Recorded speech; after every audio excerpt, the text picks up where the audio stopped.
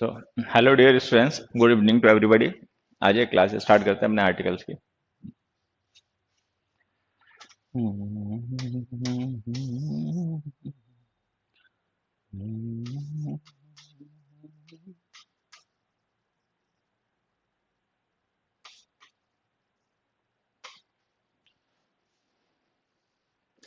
Good evening सभी को भाई। राधे राधे, जय हिंद, राम राम सभी को।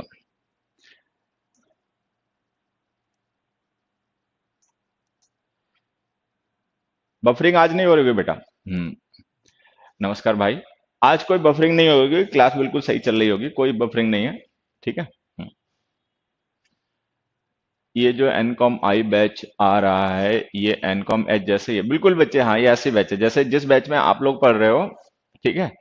लाइव बैच कंपटीशन के लिए इसी तरीके का है। मतलब एच आपका हो गया अल्फाबेटिकल सीक्वेंस, नेक्स्ट हो गया आइए। ठीक है। गुड इवनिंग भाई। चलिए आ जाइए, क्लास स्टार्ट करते हैं। देखिए आर्टिकल में जहां तक हमने पढ़ लिया उसके आगे क्वेश्चंस हमने लिखा था। Customer must ask for a valid receipt for every purchase and it is absolutely imperative that soldier be disciplined। ये दो क्वेश्चंस, ठीक है। फर्स्ट टू क्वेश्चंस आप एक साथ आंसर करने हैं। पहले दोनों क्वेश्चंस पढ़ें और एक बार इनका आंसर होता है। जय श्री राम भाई। ठीक है। Good evening, all of the members are present sir. Isn't the issue of part and total like everybody nobody? हाँ, अभी बताता हूँ बच्चे।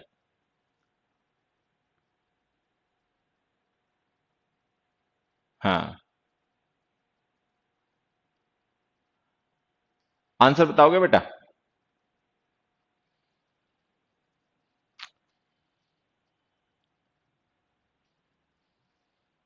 हाँ, अ कस्टमर। देखो मैं समझाता हूँ, ये क्वेश्चन तुम लोग जो भी पूछ रहे हो ना, ये लास्ट में पूछना है, later part of the video में बताऊंगा। ठीक है, अभी यहाँ पे समझना। गुड इवनिंग भाई। अभी जो कह रहा हूँ उसको ध्यान से सुनना और समझना। देखो, कल की क्लास में हमने पढ़ा था एक यूज कि अगर हम किसी सिंगुलर काउंटेबल नाउन का यूज उसकी क्लास को रेफर करने के लिए करें, ठीक है, तो हम उसके साथ में आर्टिकल द यूज करते हैं। ये फिर हमने पढ़ा कि अगर हम किसी सिंगुलर नाउन का यूज किसी पर्टिकुलर इंडिविजुअल को रेफर करने के लिए करें तो उसके साथ हम अपनी जरूरत के हिसाब से कोई भी डिटर्मिनर का यूज कर सकते हैं। ठीक है, ए का भी यूज कर सकते हैं, द का भी यूज कर सकते हैं, यही पढ़ा था। अब थोड़ा सा इससे डिफरेंस समझना। मतलब मैं समझा दूंगा डिफरेंस क्या है, लेकिन पहले एक बार ये समझना। हमने लिखा था customer must ask for a valid receipt for every purchase. यहाँ पे जो कस्टमर है ना, इसके साथ हमने द आर्टिकल यूज किया। द आर्टिकल यूज करने का मतलब ये है कि this customer must be some definite. इसका मतलब हो गया कोई एक डेफिनेट कस्टमर है और उस कस्टमर को हर बार जब भी वो कोई परचेज करता है तो उसकी एक वैलिड रिसीट उसको लेनी चाहिए, टैक्स रिसीट जिसे हम कहते हैं, वो उसको लेनी चाहिए। ठीक है, खैर चलो अच्छी बात है। लेकिन ये एक कस्टमर के लिए क्यों? ये तो हर एक कस्टमर को यही काम करना चाहिए भाई। कोई भी कस्टमर है, उसने भी मान लीजिए कोई भी गुड्स या सर्विस को परचेज किया है, तो उसके लिए जो उसको वैलिड रिसीट है वो मिलनी चाहिए। ठीक है, तो ये बात किसी पर्टिकुलर कस्टमर को लेकर नहीं कही जा रही है, बात इन जनरल सारे कस्टमर्स के लिए कही जा रही है। तो आर्टिकल ए का यूज करें, द का नहीं। नेक्स्ट में आ जाते हैं। नेक्स्ट हमने लिखा it is absolutely imperative that soldier be discipline. अब यहां पे देखो हमने क्या लिखा, सोल्जर नाउन, और इसके साथ कोई आर्टिकल नहीं लिखा। ध्यान देना, ये जो दैट है ना, ये डिटर्मिनर नहीं है बच्चे, कंजंक्शन है। ये दैट कंजंक्शन है। ठीक है, तो हमने लिखा it is absolutely imperative that soldier be discipline. तो सोल्जर जो हमने आर्टिकल लिखा है, मतलब नाउन लिखा है, इसे हम बिना आर्टिकल के तो लिख नहीं सकते, इसके साथ कोई ना कोई तो आर्टिकल लिखना पड़ेगा। अब मान लो ये स्टेटमेंट किसी एक डेफिनेट सोल्जर है, एक पर्टिकुलर सोल्जर है, उसके बारे में कहा जा रहा है, तब तो हम यहाँ पे आर्टिकल लिखेंगे द। लेकिन अगर ये बात सारे सोल्जर्स को लेकर कही जा रही है, कोई भी सोल्जर हो, तो फिर हमें आर्टिकल लिखना पड़ेगा ए। फिलहाल में ये बात जिस तरीके से लिखी गई है वो सबके लिए वैलिड है। अब मैं समझाता हूं। जब हम पिछली क्लास में ये पढ़ रहे थे कि अगर हम किसी सिंगुलर काउंटेबल नाउन का यूज उसकी कैटेगरी रिप्रेजेंट करने के लिए करेंगे तो उसके साथ में द आर्टिकल का यूज करेंगे। वो बात वैलिड थी केवल एनिमल्स के लिए और थिंग्स के लिए। Animals and things. Human beings में क्या होता है यहां पे समझना। अगर हम किसी ह्यूमन बींग को रेफर करें बाय मींस ऑफ प्रोफेशन या बाय मींस ऑफ रिलेशन, अगर हम किसी ह्यूमन रिलेशन या ह्यूमन प्रोफेशन को रेफर करें जनरल सेंस में, तो हमें उसके साथ में ए एन आर्टिकल का यूज करना चाहिए। द आर्टिकल का यूज तभी करना चाहिए जब हम किसी एक पर्टिकुलर नाउन को रेफर कर रहे हो। मान लो कोई पर्टिकुलर कस्टमर है, उसको रेफर करना है तो द लिखो। कोई पर्टिकुलर सोल्जर है, उसके बारे में बात कही जा रही है तो द लिखो। लेकिन अगर हमें ह्यूमन रिलेशंस या ह्यूमन प्रोफेशंस को इन जनरल रेफर करना हो तो उनके साथ एन आर्टिकल का यूज किया करो। एक मैं तुम्हें एग्जांपल बताता हूं, काफी कॉमन है, मतलब एक प्रोवर्ब है, तुमने सब नहीं पढ़ी होगी, ठीक है। A friend in need, a friend in need is a friend indeed. अब देखो फ्रेंड जो होता है ना, ह्यूमन रिलेशन होता है, ठीक है। तो हमने इसके साथ में आर्टिकल ये लिखा, क्यों ये लिखा? क्योंकि हम किसी डेफिनेट फ्रेंड को लेकर ये बात नहीं कह रहे, ये बात हो रही जनरल फ्रेंड को लेकर। कोई भी फ्रेंड जो जरूरत के समय काम आए वही सच्चा फ्रेंड होता है, ठीक है। तो अगर हम कभी किसी ह्यूमन रिलेशन को या ह्यूमन प्रोफेशन को, रिलेशन प्रोफेशन का मतलब क्या समझ लेना, रिलेशन का मतलब हो गया जैसे कस्टमर है, ठीक है, और आपका फ्रेंड है, मदर है, फादर है, नेबर है, टीचर है। टीचर हालांकि प्रोफेशन भी होता है। तो इस तरीके के जो ह्यूमन रिलेशन या प्रोफेशंस को रेफर करने वाले नाउन्स होते हैं, अगर हम उनको सिंगुलर फॉर्म में यूज करें जनरल सेंस में तो एन आर्टिकल लिखा करो। अगर किसी डेफिनेट इंडिविजुअल को रेफर करना हो तो द का यूज किया करो, ठीक है। एक दो एग्जांपल्स में तुम लोगों को और बताता हूं, अपने आप आंसर बताना। देखो, हमने एक सेंटेंस लिखा यहां पर, एक मिनट एक मिनट, तो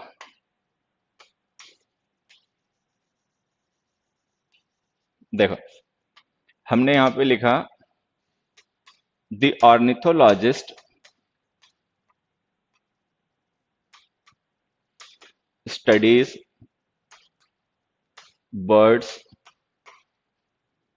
एंड देयर हैबिट्स।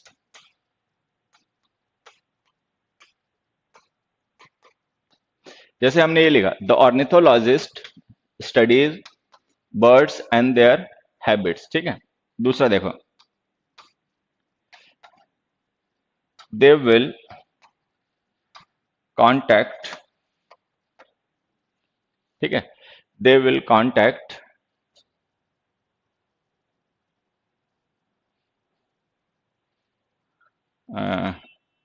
आर्किटेक्ट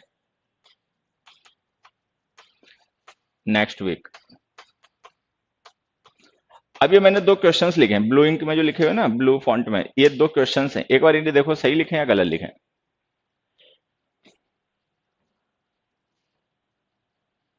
हाँ बेटा, प्रेजेंट सब्जेक्टिव मोड है। जो सोल्जर के बाद हमने वर्ब बी यूज किया ना, वो प्रेजेंट सब्जेक्टिव मोड है, बेस फॉर्म। बेटा रजनीश शर्मा तुम कुटोगे मेरे से, द बर्ड्स मत लिखो। हमने देखो कल क्या पढ़ा था, हमने कल पढ़ा था कि अगर हम किसी अनकाउंटेबल या प्लूरल नाउन को जनरल सेंस में रेफर करेंगे तो उसके साथ में कोई आर्टिकल का यूज नहीं करेंगे, ठीक है। तो ये जो हम यहाँ पे बर्ड्स लिख रहे हैं ना बेटा, ये ऐसा नहीं कोई डेफिनेट बर्ड्स है उनको लेकर बात कही जा रही है, ये जनरल की बात हो रही है, ठीक है। हाँ, द बर्ड्स मत लिखो।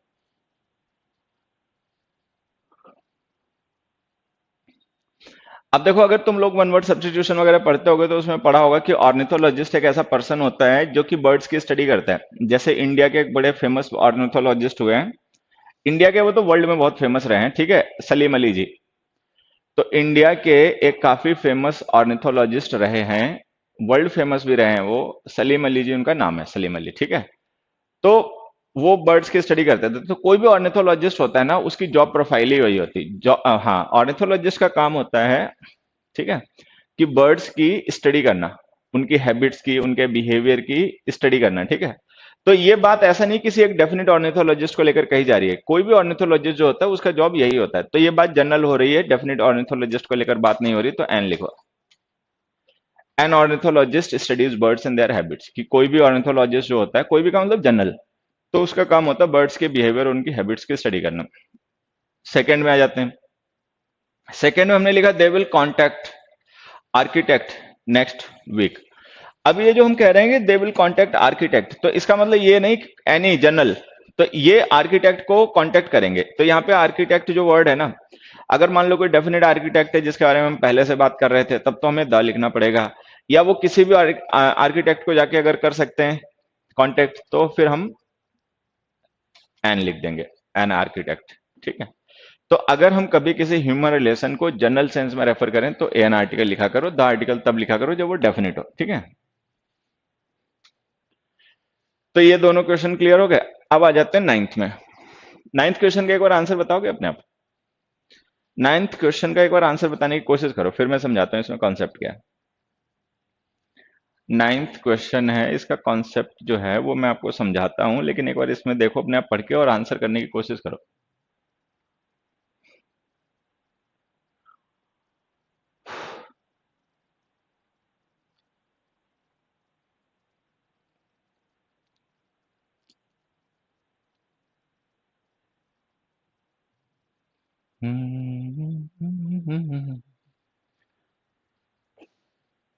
चलो देखो मैं समझाता हूं, अब समझना है ऐसे। मैंने एक सेंटेंस लिखा,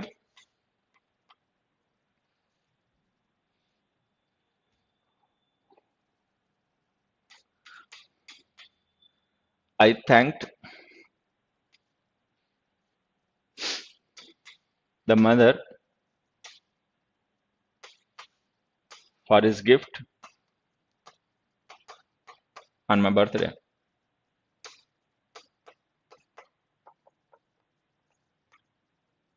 ठीक है, दूसरा क्वेश्चन देखो, the child thanked the mother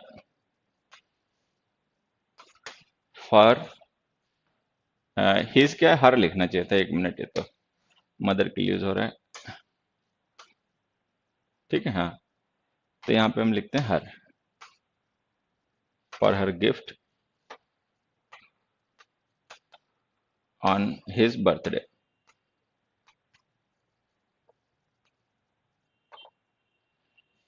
ऐसे हो गया। अब यहाँ पे ध्यान से समझना है कहानी क्या है। ये दो सेंटेंसेस हैं, दोनों सेंटेंसेस में हमने एक ह्यूमन रिलेशन मदर मेंशन कर रखा है, यहां भी और यहां भी। ठीक है, अब देखो समझना क्या है। ये जो मदर है ना, ये स्पीकर अपनी मदर की बात कर रहा है। आई फर्स्ट पर्सन स्पीकर होता है ना, आई और वी फर्स्ट पर्सन होते हैं स्पीकर। तो यह जो आई लिखा ना, इससे पता चल गया कि ये जो मदर है वो स्पीकर की अपनी मदर है। अच्छा, यहाँ पे कोई थर्ड पर्सन है, कोई चाइल्ड है, उसके बारे में बताया जा रहा है। ठीक है, तो ये मतलब थर्ड पर्सन है, थर्ड पर्सन की मदर है, ऐसे। अब एक छोटी सी बात, हालांकि मैं इसे भी समझा दूंगा, लेकिन तब तक ध्यान रखना कि अगर कभी स्पीकर अपने पेरेंट्स को रेफर करेगा, अपने पेरेंट्स को, ठीक है, या राइटर अपने पेरेंट्स को रेफर करेगा, तो उसको वहां पे या तो पजेसिव केस का डिटर्मिनर यूज करना चाहिए, माई, या कोई नहीं लिखना चाहिए। या तो ऐसे लिखा, I thanked my mother for her gift, या कुछ मत लिखो, सिंपली से I thanked mother for my gift. अच्छा, अगर हम मान लो किसी अदर रिलेशन की बात करें, ठीक है, तो उस केस में हम मदर को डिफाइन भी कर सकते हैं। जैसे हमने लिखा विच मदर, तो मदर ऑफ द चाइल्ड, उस चाइल्ड की मदर जिसने थैंक का है। तो यहां पे तो हम द लिख सकते हैं, हालांकि प्रेफरेबली हमें यहां पर भी हिज लिखना चाहिए, लेकिन ये द गलत नहीं है, वो वाला गलत है। क्यों गलत है उसको देखो मैं समझाता हूँ एग्जाम्पल से, देखना। जैसे मान लो मैंने एक एग्जाम्पल लिखा,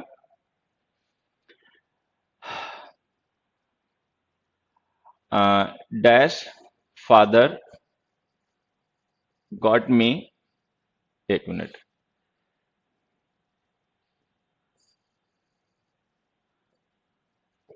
dash father got me a new phone. ठीक है, और ये ब्लैंक हमें फिल करना है।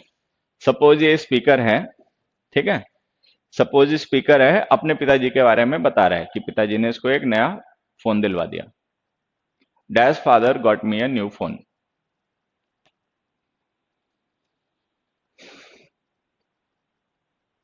ब्लैंक फिल करो बच्चों। ऑप्शन है आर्टिकल्स, आर्टिकल्स एक बार यूज करके देखो तो यूज कर पाएंगे। अब देखो एक चीज समझना, ए आर्टिकल तो हम लिख नहीं सकते, इसलिए नहीं लिख सकते क्योंकि अगर हम आर्टिकल ए लिख देंगे तो इसका मतलब फादर इंडेफिनिट है, जबकि हमें पता है फादर इंडेफिनिट नहीं हो सकते, क्योंकि इंडेफिनिट कोई नाउन तब होता है जब वन ऑफ मैनी हो। ठीक है, पिताजी एक ही होते हैं तो उनको तो हम इंडेफिनिट डिक्लेयर नहीं कर सकते।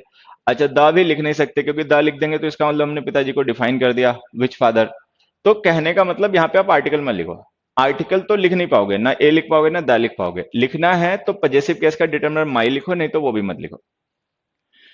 तो यहाँ पे हमें ये ध्यान रखना है कि अगर स्पीकर राइटर अपने पेरेंट्स की बात करेंगे तो उनको पजेसिव केस के डिटर्मिनर्स यूज करने चाहिए, आर्टिकल्स का यूज वहां पे नहीं करना चाहिए। ठीक है, अब बाकी किसी अन्य पर्सन के, किसी थर्ड पर्सन के पेरेंट्स के बारे में अगर बात कर रहे हो तो फिर वहां पे हम द का यूज कर सकते हैं, लेकिन स्पीकर राइटर अपने पेरेंट्स के लिए उन्हें माई का मतलब पजेसिव केस का यूज करना चाहिए या फिर आर्टिकल का यूज नहीं करना चाहिए। ठीक, अब एक क्वेश्चन देखो, when I would return home the father used to be waiting for me.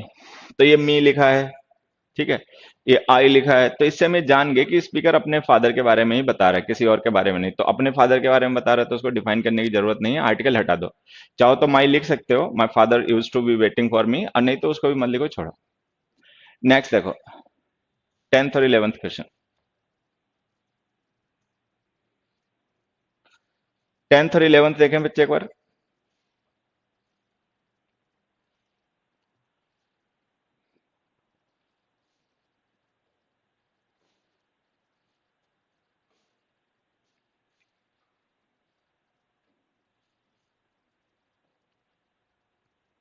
The passenger took out a handkerchief and blue knows.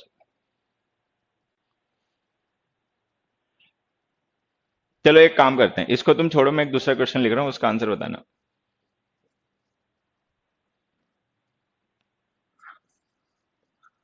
The man turned dash head towards us. ये article fill करना है, मतलब ये blank fill करना है। देखो तो कौन सा आर्टिकल हमें यूज करना चाहिए। हमें ये ब्लैंक फिल करना है, इस ब्लैंक में देखो किस आर्टिकल का हमें यूज करना चाहिए और आंसर बताओ।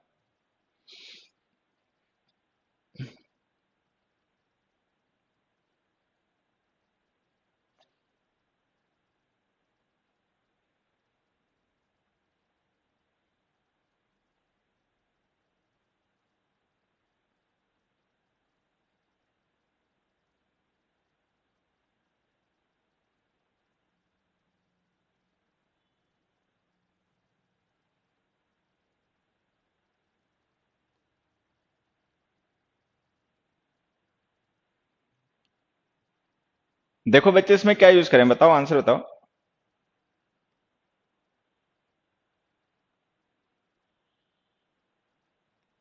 कोई नहीं यूज करना चाहिए आर्टिकल, बढ़िया, अच्छी बात है। हाँ, बहुत अच्छी बात है, कोई आर्टिकल नहीं यूज करना चाहिए हमें इसमें।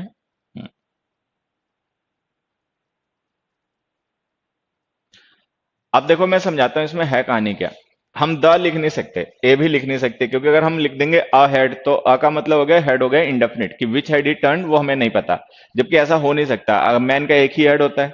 ठीक है, अच्छा द लिख देंगे तो इसका मतलब हमने डिफाइन कर दिया विच हेड। विच हेड हमें डिफाइन करने की जरूरत थी क्यों, जब हेड एक ही होता है। तो यहाँ पे ना तो ए लिखो ना द लिखो, अगर लिखना है तो हिज लिखो, और जरूर लिखना, ठीक है। तो हम लिख देंगे the man turned his head towards अस। चलो बढ़िया। सेकेंड क्वेश्चन देखो, सेकेंड क्वेश्चन में हमने लिखा, हम्म, वैसे तो हो गया काम, नेक्स्ट की जरूरत नहीं है, लेकिन फिर भी चलो एक एग्जांपल लिख देते हैं। They hit the man in dash head. अब इसका आंसर बताओ एक बार। हाँ, या तो हिज यूज करेंगे या नो आर्टिकल यूज करेंगे। सर जी प्रणाम, जब फ्री होंगे तो एन कॉम एच और एन कॉम आई में डिफरेंस बता देना। एनकॉम तुम बद्ध लोग हो, एनकॉम एच और एनकॉम आई में कोई डिफरेंस नहीं बच्चे, वही जो तुम लोग पढ़ रहे हो कंपटीशन के लिए सिलेबस, वही कंपटीशन के लिए वो भी पढ़ेंगे, मतलब जैसे तुम लोग पढ़ रहे हो ना, उसी तरीके से वो भी पढ़ रहे होंगे। कोई डिफरेंस नहीं है, समझे, कोई डिफरेंस नहीं बेटा। तुम लोग भी मतलब ना बड़े ख्याली पुलाव बनाते हो, वो डाउट रहते हैं तुम लोगों के दिमाग में।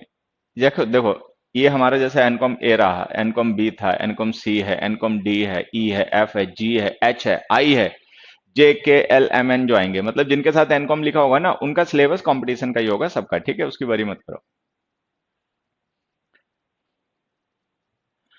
हाँ,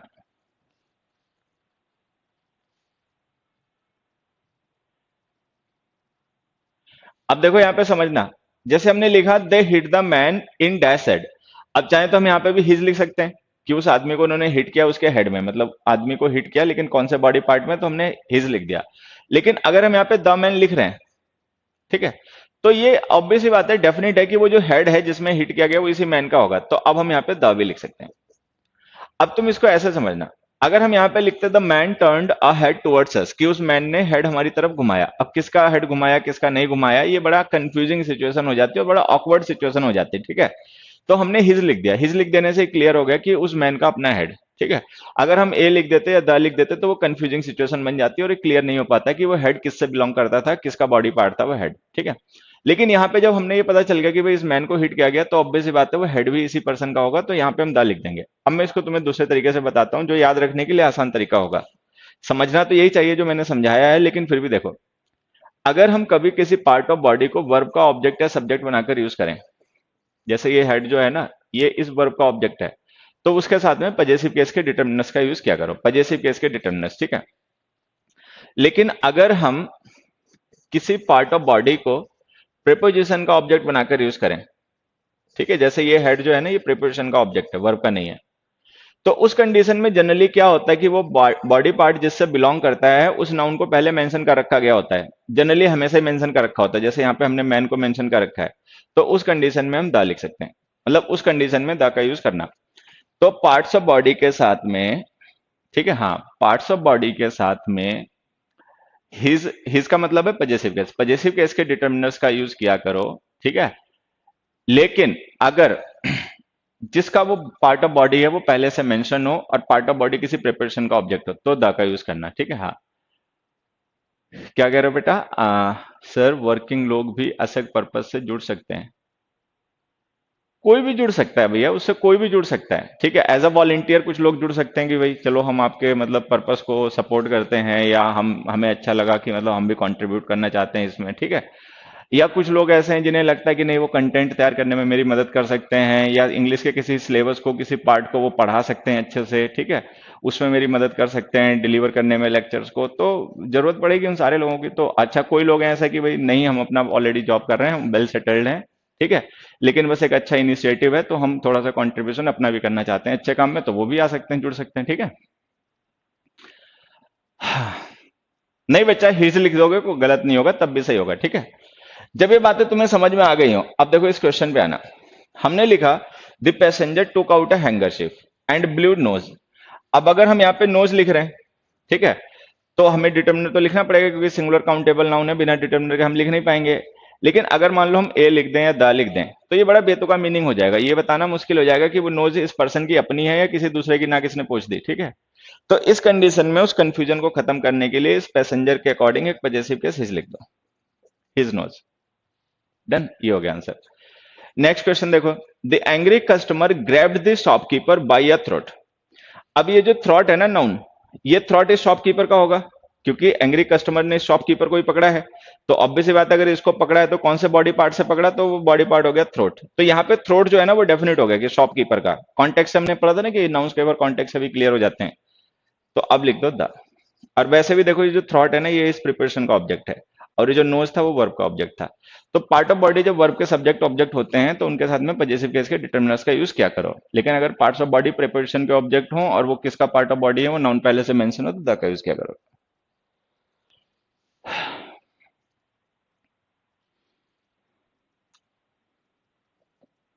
नेक्स्ट क्वेश्चन देखो, the business man will make offer for this building, ठीक है, every word that the politician said in the assembly was लाई।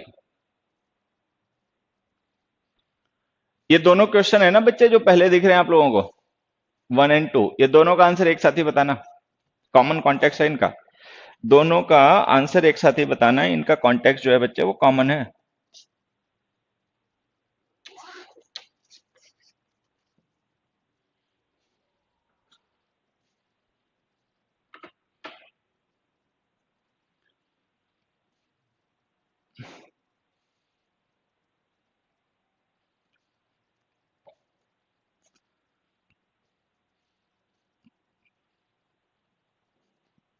चलो मैं इसको समझाता हूँ एक बार, ध्यान से समझना। जैसे मैंने एक सेंटेंस लिखा, they had a talk with him, ठीक है। दूसरा मैंने लिखा दे टॉक्ड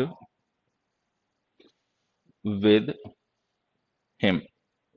सबसे पहले तो ये बताइए, जो दोनों सेंटेंस हमने लिखे हैं फर्स्ट एंड सेकंड, ठीक है, मीनिंग सेम है या डिफरेंट? दोनों का मीनिंग सेम है या डिफरेंट, बस ये बताओ।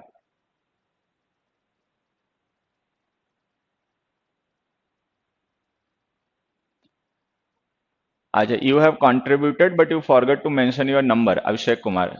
अच्छा, लेकिन आपने मेरे को व्हाट्सअप कर दिया ना, बढ़िया, बहुत अच्छी बात है, व्हाट्सअप कर दिया आपने अभिषेक, मैं उसको पढ़ लूंगा, ठीक है। हाँ, I will make another a separate list of those, मैं उन लोगों की एक अलग से लिस्ट बनाऊंगा, फिर आप लोगों को मैं मतलब एक ऑनलाइन सेशन के लिए इनवाइट करूंगा और हम we shall have a meeting seminar kind of thing.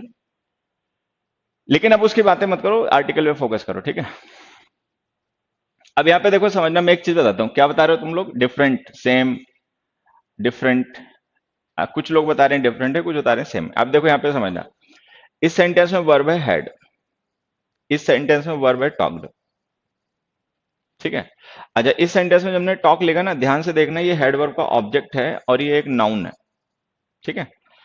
तो हम देख रहे हैं कि इस सेंटेंस में वर्ब है हैड, इस सेंटेंस में वर्ब है टॉक्ड, तो कायदे से तो मीनिंग चेंज होना ही चाहिए, क्योंकि सेंटेंस का जो कोर एलिमेंट होता है ना, वर्ब होती है। अगर हम किसी सेंटेंस में वर्ब चेंज कर रहे हैं, ठीक है, तो सेंटेंस का मीनिंग तो चेंज होना ही होना है। लेकिन हम देख रहे हैं यहाँ पे मीनिंग नहीं चेंज हो रहा।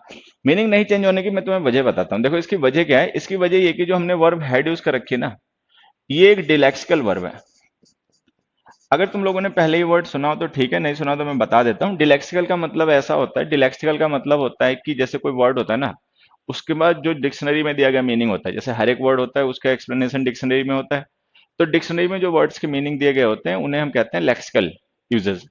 अगर कोई वर्ड ऐसा हो जो कि विदाउट मीनिंग यूज हो रहा हो सेंटेंस में, ठीक है, जो उसके यूजली यूजेस होते हैं, जैसे हेड पोजीशन की वर्ब होती है, ठीक है, तो अगर हम किसी वर्ब को यूज करें सेंटेंस में विदाउट मीनिंग, तो हम उसे कहते हैं डिलेक्सिकल। कुछ लोग बोलचाल की भाषा में, आम बोलचाल में इसे एम्प्टी वर्ब्स भी कहते हैं। एम्प्टी वर्ब्स, एम्प्टी वर्ब का मतलब a verb which is conveying no meaning of its own, जो अपने किसी मीनिंग को कन्वे नहीं कर रही, ठीक है। अच्छा, ये जो डिलेक्सिकल वर्ब्स होती हैं, इनके साथ होता क्या है, जब ये मीनिंग कन्वे नहीं करती तो वो मीनिंग कन्वे कौन करता है, वो मीनिंग करना कन्वे करता है इनके बाद में लिखा गया नाउन। जैसे हमने हेड के बाद में टॉक लिखा ना, नाउन, ये वो मीनिंग कन्वे करेगा। अच्छा, डिलेक्सिकल वर्ब उसके बाद में लिखा गया जो नाउन होता है, वो एक्चुअली खुद एक वर्ब होती है। जैसे टॉक जो है ना, ये बेसिकली एक वर्ब होती है, लेकिन हमने उसको एज ए नाउन यहाँ पे यूज कर रखा है। तो अब ध्यान ये रखना है कि अगर हम इस तरीके की सिचुएशन कभी यूज करें कि हम किसी वर्ब को एज ए नाउन यूज करें सेंटेंस में, तो हमें उसके साथ में आर्टिकल लिखना होता है। आर्टिकल एक्चुअली नाउन मार्कर होता है। नाउन मार्कर समझ रहे हैं, आर्टिकल किसी वर्ड के साथ लिखने से ये क्लियर हो जाता है कि the word is a noun, ठीक है। अगर मान लो हम ये आर्टिकल ना लिखें, तो हो सकता है कि कुछ लोग इसको गलत समझें और वो ये समझें कि हेड हेल्पिंग वर्ब है, टॉक मेन वर्ब है, इसको टॉक लिखने की कोशिश करें, ठीक है। जब हम इसके साथ में आर्टिकल लिख देंगे तो इससे कंफर्म हो जाएगा कि this word talk is a noun, it's not a verb, hence we don't have to use talked in this particular sentence, ठीक है। तो ये ध्यान रखना है, मैं भी कुछ एग्जांपल बता दूंगा, तुम ध्यान रखना। अगर हम किसी वर्ब को एज अ नाउन यूज करें किसी सेंटेंस में, ठीक है, तो उसके साथ में आर्टिकल्स का यूज करना, आर्टिकल्स नाउन मार्कर्स होते हैं। अब एक एग्जांपल देखो, एक क्या मैं दो तीन बता देता हूं। जैसे हमने लिखा मेक एन ऑफर, ठीक है, या जैसे हमने लिखा ऑफर अ ड्रिंक, या हमने लिखा हैड अ ड्रीम, या हमने लिखा मेक एन एक्सक्यूज, ठीक है, या हमने लिखा टेक अ डिप, या हमने लिखा टेल अ लाई, या हमने लिखा टेक अ लुक, या हमने लिखा गो फॉर अ वॉक। तो जब ध्यान दोगे ना, you will find a number of such type of uses in English, ठीक है। हाँ, तो क्या कह रहा है बेटा, एक ये सर, एक जगह जीरो वर्ब भी था, जीरो जीरो लिख दिया होगा, एम्प्टी वर्ब्स को जीरो लिख दिया होगा, ठीक है। अब देखो यहाँ पे समझना, ये जो ऑफर वर्ड है ये वर्ब है, ड्रिंक वर्ब है, ड्रीम वर्ब है, एक्सक्यूज वर्ब है, डिप वर्ब है, लाइव वर्ब है, लुक वर्ब है, वॉक वर्ब है, ये वर्ड्स वर्ब है। लेकिन हमने यहाँ पे इन फ्रेजेस में इन्हें एज ए नाउन यूज कर रखा है। जैसे हमने ऑफर को एज ए नाउन यूज कर रखा, मेक के साथ ऑब्जेक्ट बना के, ड्रिंक को ऑफर के साथ ऑब्जेक्ट बना के, ड्रीम को हेड के साथ ऑब्जेक्ट बना के, एक्सक्यूज को मेक के साथ में, ठीक है, वॉक को फॉर प्रिपोजिशन के साथ में। तो जब हम किसी वर्ब को सेंटेंस में एज ए नाउन यूज करें तो उसके साथ में noun marker A an article का यूज क्या करो, ठीक है, ये ध्यान रखना। अब यहाँ ये जो मेक है ना, ये तो इस सेंटेंस की है मेन वर्ब, लेकिन ऑफर को हमने एज अ वर्ब नहीं एज अ नाउन यूज किया है यहाँ पे, इस वर्ब का ऑब्जेक्ट बना के, मेक का ऑब्जेक्ट बना के, तो आर्टिकल लिख दो, make an offer, the businessman will make an offer for this building. इसमें आ जाते हैं, every word that the politician said in the assembly was a lie. ठीक है, तो देखो ये वॉज हमारी लिंकिंग वर्ब है और लाई इसका कॉम्प्लीमेंट है, मतलब नाउन है। तो अगर ये नाउन है तो इसके साथ में हम नाउन मार्कर आर्टिकल ये यूज कर लेंगे, ये सही हो जाएगा।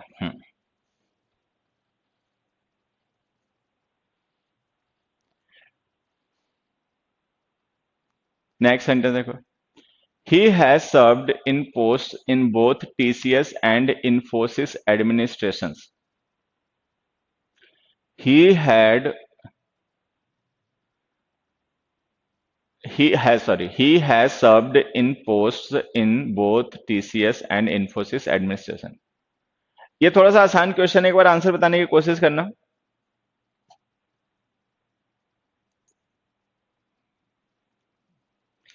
अपने आप इसके एक बार आंसर बताने की कोशिश करना।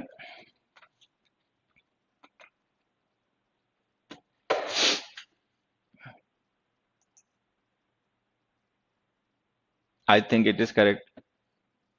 हाँ सोचो बच्चे, एक बार सोचो।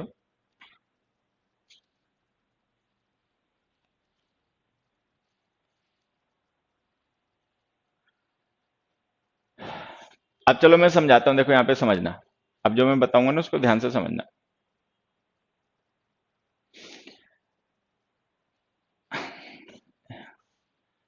देखो जैसे हमने यहाँ पे लिखा ऑर्गेनाइजेशंस, मान लो हम यहाँ पे कुछ लिखते हैं, एक मिनट, हमने मान लो यहाँ पे कुछ नेम्स ऑफ ऑर्गेनाइजेशंस लिखे।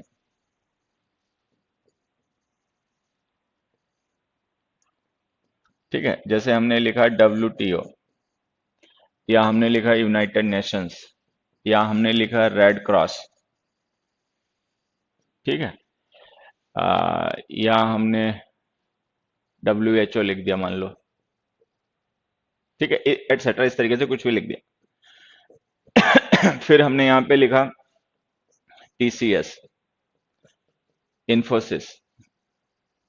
ठीक है, हमने मान लो TCS लिख दिया, इन्फोसिस लिख दिया, और ITC लिख दिया। ठीक है, अमेजॉन लिख दिया,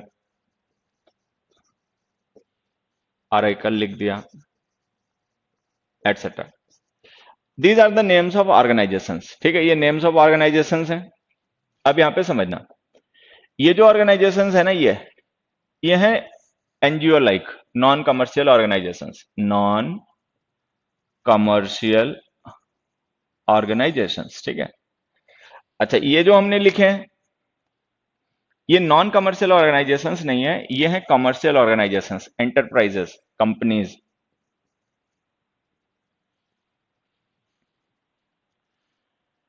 अब ध्यान रखना है यहां पर हमें ये कि जो नॉन कमर्शियल ऑर्गेनाइजेशंस होते हैं, ठीक है, उनके साथ में द आर्टिकल लिखा करो, जो ट्रस्ट वगैरह हैं, NGOs हैं, इस तरीके से। अच्छा जो कमर्शियल होते हैं उनके साथ में मत लिखा करो। तो ये हमें यहाँ से एक छोटी सी बात ध्यान रखनी है कि जो ऑर्गेनाइजेशंस होते हैं, कंपनी नेम्स होती हैं, उनके साथ में यूज नो आर्टिकल। ठीक है, but we do use articles with such organisations as are for non profit, non commercial organisations जो होते हैं, ठीक है, NGOs, ट्रस्ट वगैरह जो होते हैं, उनके साथ में यूज क्या करो। यही डिफरेंस है इसमें, ये जो हमने लिखा ना, बोथ TCS एंड इन्फोसिस, ये द हटा लो, ऐसे सही हो गया।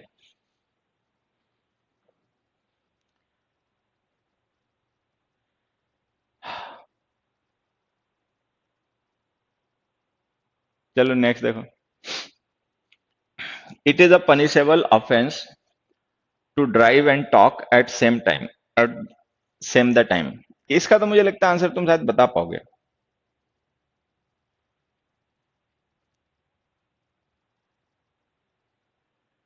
ये कुछ मुझे गड़बड़ सा लग रहा है, एक मिनट ध्यान देना, मेरे से थोड़ी सी गलती हो गई, मैंने ध्यान नहीं दिया यहाँ पे।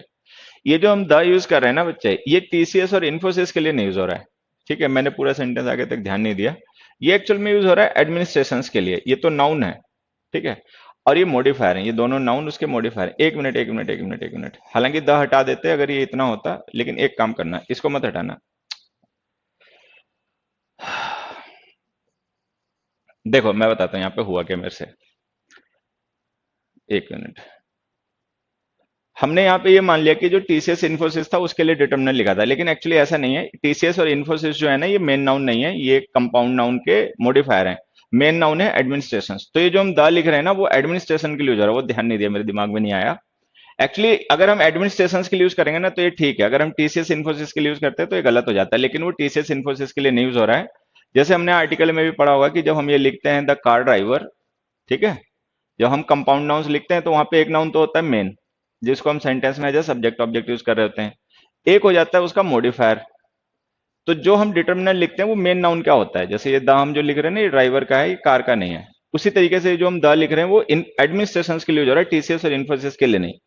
तो वो द सही है, ये बोथ की पोजीशन गलत है, इसको यहां ले। ठीक है। हाँ। तो ये क्वेश्चन ना अपने बच्चे एक बार सही कर लेना। वो फर्स्ट क्वेश्चन में टीसीएस, हालांकि ये भी एक कॉन्सेप्ट है जो मैंने तुम्हें भी समझा दिया, कमर्शियल नॉन कमर्शियल का। हो सकता है आगे इसका हमने कोई क्वेश्चन इंक्लूड कर रखा हो, स्लाइड में कर भी रखा होगा, लेकिन चलो अभी खैर वो वाली एरर थी नहीं, क्योंकि वो आगे एडमिनिस्ट्रेशन नाउन लिखा हुआ है। हरिओम। अब नेक्स्ट का क्वेश्चन बताओ अपने आप। तो फर्स्ट में हमें लिखना है he has served in post in both the TCS and Infosys administration. ठीक है। ये हमने क्यों ऐसा लिखा है ये तुम्हें याद आना चाहिए, क्योंकि हमने नाउन में डिटरमिनर में नाउन में ये डिस्कस कर रखा है। चलो नेक्स्ट क्वेश्चन का आंसर होता है एक बार। नेक्स्ट का तो हमें लगता है तुम लोगों ने बता भी दिया, एट द सेम टाइम। चलो, ये जो हमने लिखा है ना एट द सेम टाइम, तो इसको हमें लिखना है एट द सेम टाइम।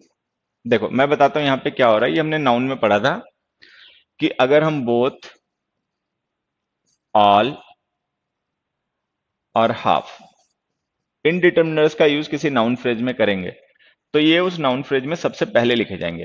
तो जो भी कोई दूसरा डिटर्मिनर होगा उस नाउन का, वो इनके बाद लिखा जाएगा। Both the boys, all the teams, half the money. ठीक है। लेकिन अगर हम सेम और होल इन डिटर्मिनर्स का यूज करेंगे किसी नाउन के साथ, तो ये नाउन की आइडेंटिटी को स्ट्रेस करने के लिए यूज किए जाते हैं, तो ये नाउन के साथ लिखे जाएंगे। नाउन के साथ लिखने का मतलब ये है कि अगर हम कोई और डिटर्मिनर यूज करेंगे तो वो इनसे पहले लिखा जाएगा यहाँ पर। तो ये एक छोटा सा कॉन्सेप्ट है जो हमने नाउन में भी पहले डिस्कस कर रखा था, फिर से समझ लो कि अगर हम सेम का यूज, होल का यूज किसी नाउन के साथ करेंगे तो उस नाउन के डिटर्मिनर्स इनसे पहले लिखे जाएंगे। The same person, the whole money. ठीक है। लेकिन बोथ ऑल और हाफ का यूज अगर हम कभी किसी नाउन के साथ करेंगे, ठीक है, तो ये हमेशा उस नाउन फ्रेज में सबसे पहले लिखे जाएंगे। सबसे पहले लिखे जाने का मतलब ये है कि जो भी दूसरा हम डिटर्मिनर यूज करेंगे वो इनके बाद यूज होगा। अब एक तो ये दो एग्जांपल है, इनसे समझ सकते हो। जैसे द डिटर्मिनर है और ये बोथ भी है, तो हम बोथ को लिखेंगे पहले। एक्चुअली होता पता है क्या, जैसे हमने लिखा द बॉयज, ठीक है, और हमने लिखा बोथ बॉयज। तो जब हम बोथ बॉयज लिख देंगे ना तो बॉयज ऑलरेडी पहले से ही डेफिनेट हो गए, तो अब हमें द फर्दर यूज करने की जरूरत नहीं, बात खत्म हो गई। ठीक है। लेकिन मान लो हमने लिखा द बॉयज कि बॉयज, तो इससे यह पता लगा कि बॉयज डेफिनेट है। लेकिन अगर हमें इनका नंबर भी डिफाइन करना हो कि हाउ मेनी बॉयज, कितने बॉयज, ठीक है, तो हम यहाँ पे बोथ लिख देंगे या ऑल लिख देंगे। तो ये जो बोथ है ना, ये द बॉयज को डिफाइन कर सकता है। ठीक है। लेकिन बोथ को, बॉयज को द डिफाइन नहीं कर पाएगा, क्योंकि तब उसकी जरूरत नहीं रहेगी। तो ये ध्यान रखना है कि अगर हम बोथ, ऑल, हाफ का यूज करेंगे तो वो नाउन फ्रेजेस में सबसे पहले आएंगे। ठीक है। चलो, और उसी तरीके से जो सेम है और द है ये यहां जाएगा। अब मैं एक क्वेश्चन लिखता हूं तुम्हारे लिए, अपने आप आंसर बताना। देखो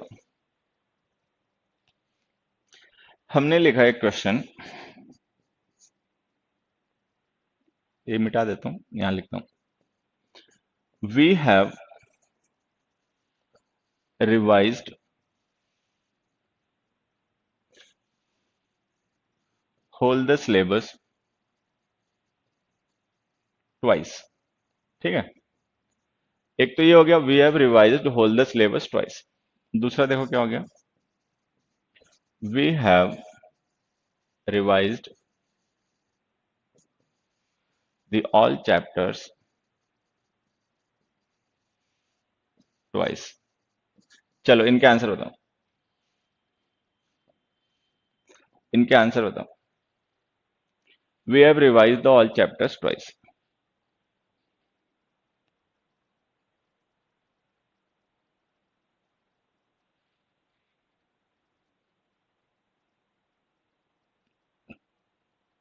हम्म हम्म, हम्म।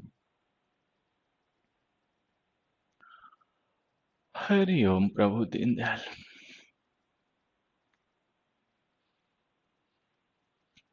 हाँ देखो, अब इसमें यही हो जाएगा, जैसे हमने लिखा दी ऑल चैप्टर्स, तो इसको लिखो ऑल दी चैप्टर्स।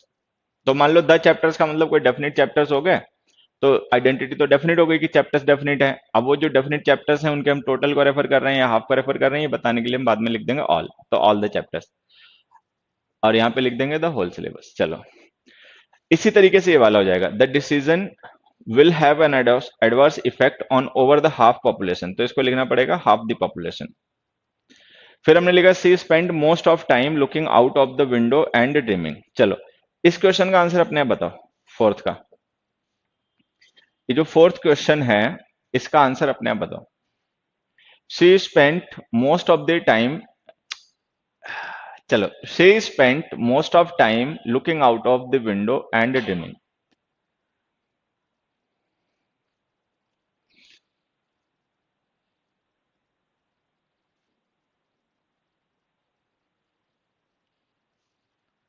ठीक है, हाँ।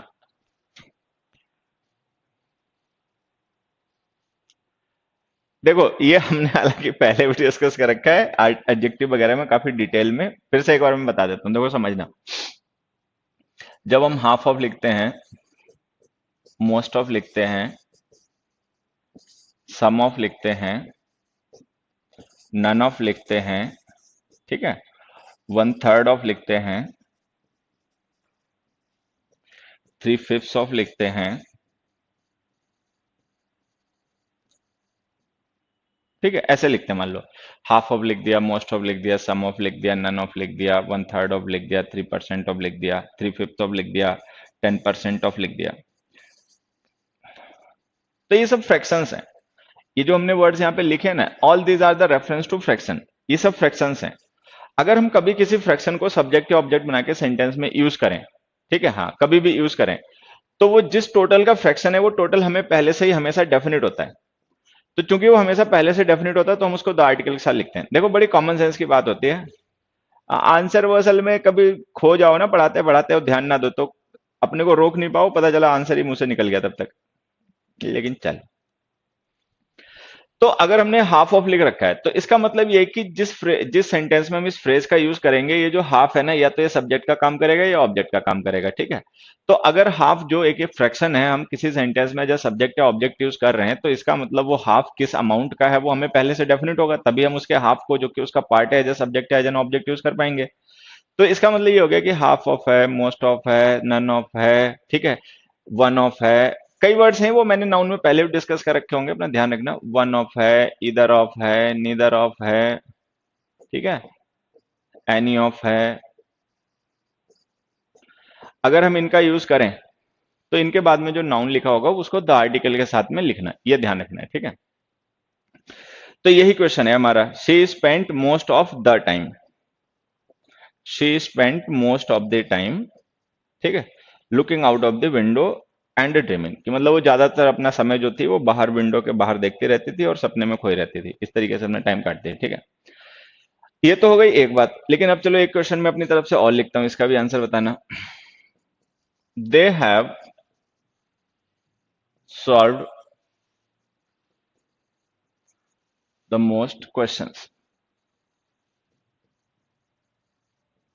Answer the question. ये जो हमने सेंटेंस लिखा है, they have solve most, sorry, they have solve the most questions, ठीक है, इसका आंसर बताओ।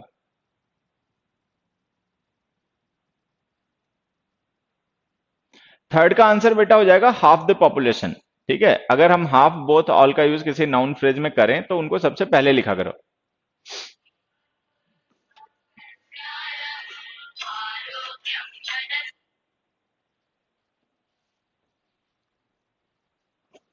They have solve the most questions, answer बताओ।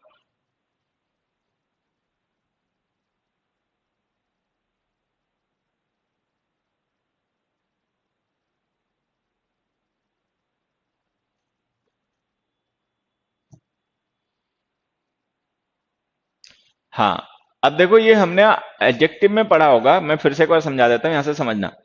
जैसे हमने लिखा the most cars, the most expensive, the most expensive cars. जैसे हमने यहाँ पे ये तीन फ्रेजेस लिख दी, ठीक है, और ये बताओ ये तीनों सही हैं, तीनों ही गलत हैं, एक सही है, दो गलत हैं, दो सही है, एक गलत है, क्या कॉन्सेप्ट है?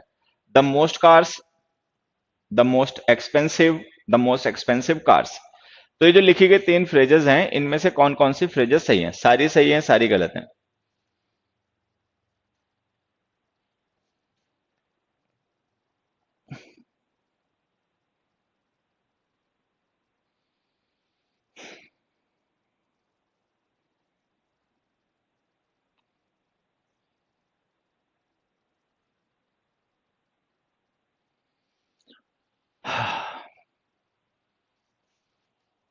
आप देखो यहाँ पे समझना, मैं बताता हूं। ये जो कार्स वर्ड है ना, ये नाउन है, ठीक है, और ये एक्सपेंसिव वर्ड जो है ये एडजेक्टिव है। यहां पर भी ये कार्स वर्ड नाउन है और ये एक्सपेंसिव वर्ड एडजेक्टिव है। हमने पढ़ा था कि मोस्ट के साथ हम द आर्टिकल लिखते हैं सुपरलेटिव डिग्री बनाने के लिए। सुपरलेटिव डिग्री होती है एडजेक्टिव में और एडवर्ब्स में। ये जो कार्स है ना, ये नाउन है, तो नाउन में डिग्रीज होती नहीं है, तो नाउन के साथ में जब मोस्ट लिखोगे तो द मत लिखना। ये हो गया गलत। अच्छा, द मोस्ट एक्सपेंसिव जो है ना, ये एडजेक्टिव फ्रेज है सुपरलेटिव डिग्री की। तो एक्सपेंसिव जो कि एक एडजेक्टिव है, अगर हम इसको सुपरलेटिव डिग्री में लिखेंगे तो हमें इसको द आर्टिकल के साथ में लिखना पड़ेगा, द मोस्ट। तो ये सही है, ठीक है। तो मोस्ट जो होता है, इसका यूज हम सुपरलेटिव डिग्रीज बनाने के लिए भी करते हैं। तो जब हम इसका यूज सुपरलेटिव डिग्री के लिए करते हैं तो इसके साथ में दा लिखा करो। लेकिन ध्यान रखना, सुपरलेटिव डिग्री जो होती है वो एडजेक्टिव और एडवर्ब्स में होती है, नाउन्स में नहीं होती है। तो ये जो एक्सपेंसिव है ना, ये एडजेक्टिव है, इसके साथ तो हम द मोस्ट लिख के सुपरलेटिव डिग्री इसकी बना सकते हैं। लेकिन कार्स नाउन है, उसकी सुपरलेटिव डिग्री बनती नहीं है, तो उसके साथ में द मत लिखना। अच्छा, फिर थर्ड एग्जांपल में देखो हमने क्या लिखा, द मोस्ट एक्सपेंसिव कार्स। तो ये कार्स नाउन हो गया और द मोस्ट एक्सपेंसिव एडजेक्टिव हो गया, जो कि इस सुपरलेटिव डिग्री में है और कार्स को डिस्क्राइब कर रहा है। तो ये भी सही हो गया। मतलब सेकंड और थर्ड सही हो गए, फर्स्ट गलत हो गया। तो अगर हम कभी किसी नाउन के साथ में मोस्ट का यूज करें तो द मत लिखना। अगर द लिखना ही हो तो फिर ऐसे लिखना, मोस्ट ऑफ द कार्स।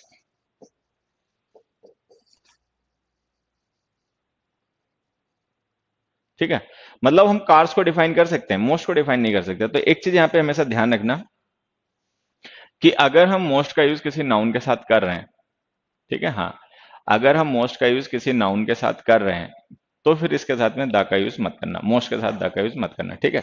और एक डिफरेंस और बताता हूं, ध्यान रखना। जब हम मोस्ट कार्स लिखते हैं, मोस्ट कार्स, तो इसका मतलब we are referring to cars in general. Cars in general की बात हो रही है। मोस्ट ऑफ द कार्स लिखने का मतलब ये होता है कि कोई स्पेसिफिक कार्स हैं और उनमें से ज्यादातर को रेफर किया जा रहा है। तो ये डिफरेंस ध्यान रखना, ठीक है। जब ये बात समझ में आ जाएगी ना, तो ये क्वेश्चन भी तुम्हें समझ में आ जाएगा। या तो हम इसको लिखें most questions, they have solve most questions, या हम लिख दें मोस्ट ऑफ द क्वेश्चंस।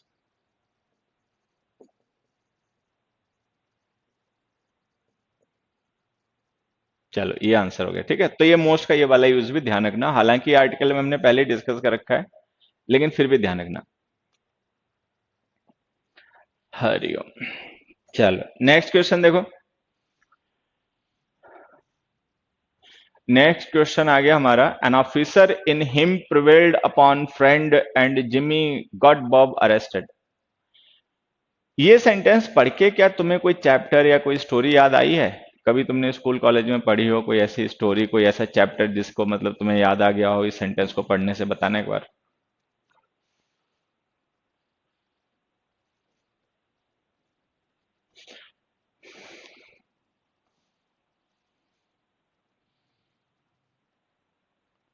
हाँ बेटा, मोस्ट एक्सपेंसिव कार्स भी लिख सकते हैं अगर हमें सुपरलेटिव डिग्री ना बनानी हो। मोस्ट का मतलब अगर वेरी होगा ना तो द मत लिखना। ये सब एडजेक्टिव में हमने पढ़ रखा है, ठीक है। कि मोस्ट के साथ द तब यूज किया जाता है जब सुपरलेटिव डिग्री बनानी हो, अदरवाइज हम मोस्ट को बिना आर्टिकल के यूज करते हैं। टेंथ में पढ़ा है एनसीईआरटी में, बढ़िया। अब एक लिख रहा है शायद।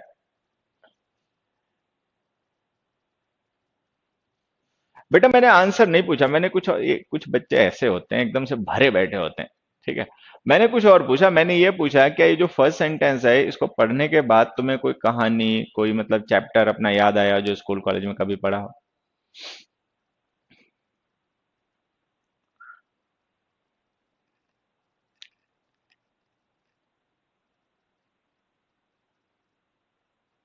हाँ बेटा, ये जिमी और बॉब दो फ्रेंड्स हैं, उनकी स्टोरी है। चलो खैर, तुम्हें याद आया नहीं आया मैं बता देता हूँ। एक ओ हेनरी की शॉर्ट स्टोरी है, आफ्टर 20 ईयर्स। ये उस कहानी के कॉन्टेक्स्ट में लिखा गया सेंटेंस है, ठीक है। हाँ, एक जैसे मतलब ओ हेनरी जो अमेरिकन स्टोरी राइटर थे। हम्म। बेटा सुनो, अब मैं जो कह रहा हूँ ना उसको एक बार ध्यान से सुनना। एक अमेरिकन शॉर्ट स्टोरी राइटर थे, ओ हेनरी। ये उनकी एक शॉर्ट स्टोरी है, आफ्टर 20 ईयर्स, और उस स्टोरी से लिया गया, मतलब उसके कॉन्टेक्स्ट में लिखा गया, मतलब एक सेंटेंस है। हाँ। चलो, अब मैं समझाता हूँ इसमें कहानी क्या है। मतलब कहानी समझ जाओगे ना तो तुम एक्चुअल में कॉन्टेक्स्ट समझ जाओगे। उसमें क्या होता है कि जिमी और बॉब दोनों दोस्त होते हैं, अच्छे दोस्त होते हैं, स्कूल से मतलब बचपन से ही साथ में पढ़ाई लिखाई उन्होंने की होती है। एक अमेरिकन सिटी, कोई छोटा सा कस्बा रहेगा, टाउन, उसकी स्टोरी है, ठीक है।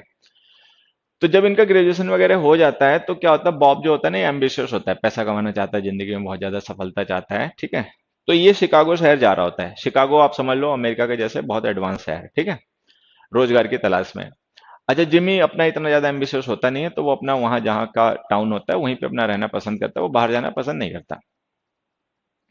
तो ये दोनों दोस्त क्या करते हैं, लास्ट टाइम बैठ के एक जगह पर अपना डिनर वगैरह करते हैं, और ये प्रॉमिस करते हैं कि 20 साल बाद हम कैसे भी हों, कहीं भी हों, लेकिन इस जगह पे आके हम फिर से एक दूसरे को मिलेंगे जरूर, ठीक है। अब होता क्या है कि शिकागो चला जाता है जिमी, ठीक है। 20 साल तक एक दूसरे को ये मिल नहीं पाते। तो अब जैसे आज के टाइम में तो ट्विटर है, फेसबुक है, व्हाट्सएप है, तो हम एक दूसरे के टच में रहते हैं, हालचाल पता चलता रहता है, उसकी शक्ल सूरत पता चलती रहती है, फोटो वगैरह शेयर हो जाती हैं। लेकिन ये कहानी काफी पहले लिखी गई थी, उस समय ये सुविधाएं नहीं थी, इलेक्ट्रिसिटी वगैरह और ये फोन वगैरह ये नहीं था। तो मतलब वो दोस्त 20 साल के लिए ना एक दूसरे से बिल्कुल ही दोस्त दूर हो जाते हैं, ठीक है। हाँ, और एक दूसरे से नहीं मिलते और एक दूसरे की शक्ल सूरत भी नहीं पहचान पाते, मतलब 20 साल का टाइम बहुत ज्यादा होता है। लेकिन चूंकि अच्छे दोस्त होते हैं तो उनको अपना प्रॉमिस याद होता है। अच्छा, इन 20 सालों में हुआ क्या होता है कि जो बॉब होता है वो शिकागो जाता है और वो एक क्रिमिनल बन जाता है, मतलब ड्रग्स वगैरह बेचना ऐसा कुछ शुरू कर देता है, मतलब पुलिस में वांटेड हो जाता है, ठीक है। अच्छा, जिम्मी जो होता है वो अपना वहीं रहता है और वो पुलिस में भर्ती हो जाता है, वो एक पुलिसमैन बन जाता है। 20 ईयर्स हो जाने पे क्या होता है कि ये अपना मतलब प्रॉमिस पूरा करने के लिए बॉब अपने टाउन आता है शिकागो से, ठीक है।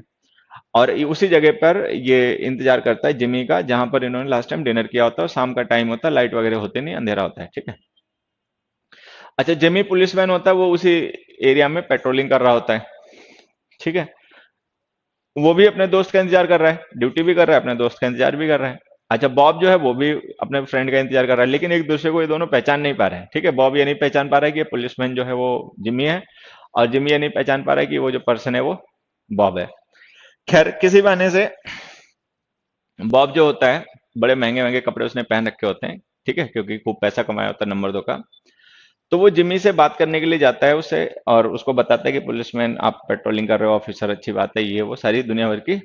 उसी बीच में उसको ये बता देता है कि मैं अपने फ्रेंड से मिलने आया हूँ आज 20 साल बाद शिकागो से यहाँ पर, ठीक है। अच्छा, तो जिम्मी ये जान जाता है कि मेरा फ्रेंड है बॉब। इससे पहले को वो कुछ कहता तो बॉब क्या करता है, अपने लाइटर से अपने सिगार को जलाता है, महंगी सिगार को, ठीक है। तो उस लाइटर की लाइट में जब जिमी उसका चेहरा देखता है तो वो जान जाता है कि अरे ये पर्सन तो वांटेड है, क्योंकि उसका पोस्टर वगैरह, उसकी फोटो वगैरह उसके पुलिस थाने में आई होगी। अच्छा, उसकी शक्ल देख के वो ये जान जाता है कि क्रिमिनल है, वांटेड है जो, ठीक है। बाकी उसने अपनी डिटेल बताई दी होती है कि मैं बॉब हूं, तो वो भी जान जाता है कि मेरा फ्रेंड है। अब वो दुविधा में पड़ जाता है, वो सोचता है कि अबे ये क्या करें, ठीक है। साउंड नहीं आ रही बेटा, ऐसे नहीं आवाज आ रही होगी। तो होता क्या है कि फिर वो जिमी जो होता है ना, वो सोचता है कि यार मेरा पुलिसमैन हूँ, मेरी ड्यूटी है क्रिमिनल्स को अरेस्ट करना, ठीक है, सोसाइटी को क्राइम फ्री रखना। तो या तो मैं अपनी ड्यूटी निभाऊं, या ये जो दोस्त है 20 साल बाद मुझसे मिलने आया है, ठीक है, ये जो फ्रेंडशिप का रिलेशन है उसे निभाऊं। खैर, वो थोड़ा सा मतलब एडजस्ट करता है, वहां पर मैनेज करता है, और क्या करता है, अपने फ्रेंड को खुद तो अरेस्ट नहीं करता, ठीक है, उसको बताता नहीं है कि मैं जिम्मी हूँ, वहां से चला जाता है बिना बताए, ठीक है। लेकिन किसी दूसरे पुलिसमैन को भेज के उसे अरेस्ट करवा देता है, ठीक है। और जब वो बिहाइंड द बार चला जाता है बॉब, तब उसको एक नोट भेजता है और उस पर बाकायदा बता देता है कि the policeman that you talk to there, that was I, वो मैं ही था। मतलब इस तरीके से कहानी खत्म होती है। आपने सारा सस्पेंस खत्म कर दिया कहानी पढ़ने का। अबे पढ़ लियो तब भी, सस्पेंस क्या खत्म हो गया। मैंने तो बहुत मोटी मोटी कहानी बता दी, डिटेल पढ़ना, उसमें बहुत अच्छी कहानी है। तो जब ये कहानी तुम्हें समझ में आ जाएगी ना, तो अब जो मैं तुम्हें समझाना चाह रहा हूं वो ध्यान देना। ये जो ऑफिसर हमने लिखा है ये कॉमन नाउन होता है, सबको पता है। फ्रेंड भी कॉमन नाउन होता है, ठीक है। लेकिन इस पर्टिकुलर कॉन्टेक्स्ट में जो हम बात कर रहे हैं ना, यहाँ पे ऑफिसर का मतलब ड्यूटी है, ठीक है। और यहाँ पे फ्रेंड का मतलब फ्रेंडशिप है।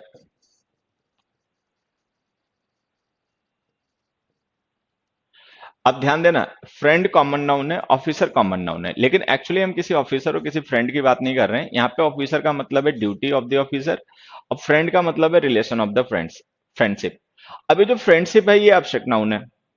फ्रेंडशिप भाई एब्स्ट्रैक्ट नाउन है, नेम ऑफ रिलेशन, ठीक है। ड्यूटी भी एब्स्ट्रैक्ट नाउन है, एक मोरल वैल्यू है, ठीक है। लेकिन ये जो फ्रेंड है ये कॉमन नाउन है, ऑफिसर भी कॉमन नाउन है। तो अब यहां पे हमें यह समझना है आर्टिकल का यूज, कि अगर हम कभी किसी कॉमन नाउन का यूज उससे अटैच्ड अब्स्ट्रैक्ट क्वालिटी को, अब्स्ट्रैक्ट नाउन को रिप्रेजेंट करने के लिए करें, तो उसके साथ में द आर्टिकल का यूज क्या करो। तो इस सेंटेंस को ऐसे सही करो, the officer in him prevailed upon the friend and Jimmy got Bob arrested. तो अगर हम कभी किसी कॉमन नाउन का यूज उससे रिलेटेड अब्स्ट्रैक्ट थिंग्स को रिप्रेजेंट करने के लिए करें, तो उसके साथ में द आर्टिकल का यूज क्या करो। मतलब अगर कोई कॉमन नाउन रहेगा और आप उसको अब्स्ट्रैक्ट नाउन के तरीके से यूज करोगे, उससे रिलेटेड किसी फीलिंग, इमोशन, अब्स्ट्रैक्ट थिंग को रेफर करने के लिए, उसके बाद में द आर्टिकल का यूज क्या करो। चलो यहां तक आ गए। खैर, अगला क्वेश्चन देखो, when she watch the movie it appealed to a mother in her. कि मान लो किसी पर्सन ने कोई मूवी देखी, ठीक है, और उस मूवी को देखने के बाद में उसके अंदर मदरली फीलिंग्स, मतलब फीलिंग्स ऑफ अ मदर जो है वो इन्वोक हो गई, जग गई। बेटा विकास पहले तो मेरी बात सुन ले, तो उल्लू है। जब डाउट क्लास रखते हैं ना चैप्टर के, उस दिन ये डाउट्स पूछा करो इधर उधर के, ठीक है। मैं पढ़ा रहा हूँ, कोई कॉन्सेप्ट तुम पूछ रहे हो, कोई कॉन्सेप्ट खुद तुम वहां पे फोकस नहीं कर पा रहे हो जहां पे तुम्हें फोकस करना चाहिए, और जो फोकस्ड है उसको और डिस्टर्ब कर देना चाह रहे हो, यही करना चाह रहे हो ना, कि अपना कंसंट्रेशन और फोकस डिस्टर्ब है, ठीक है, और दूसरा जिसका है मतलब कंसंट्रेशन फोकस सही, उसका विदाउट डिस्टर्ब कर दें, ऐसा मत क्या करो। हाँ, अब देखो जैसे हमने लिखा ना यहाँ पे, when she watch the movie, जब उसने उस मूवी को देखा, it appeal to a mother in her. तो इन हर मतलब उसके अंदर कोई मदर तो होगी नहीं, यहाँ पे मदर इन हर का मतलब हो गया मदरली फीलिंग्स, मदरली फीलिंग्स, मातृत्व, मदरहुड, ऐसे कह सकते हैं। तो अगर यहाँ पे मदर जो कि कॉमन नाउन है, वो उससे रिलेटेड एब्स्ट्रैक्ट थिंग्स को रिप्रेजेंट करने के लिए यूज हो रहा है, तो द आर्टिकल लिख दो, the mother in him, the mother in her. The mother in her का मतलब मदरली फीलिंग्स, मदरहुड, ये हम इसका मतलब मान लेंगे, ठीक है। एक और एग्जांपल देखो,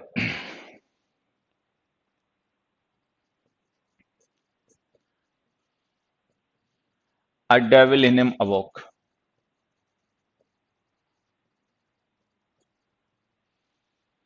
A devil in him awoke. A devil in him awoke.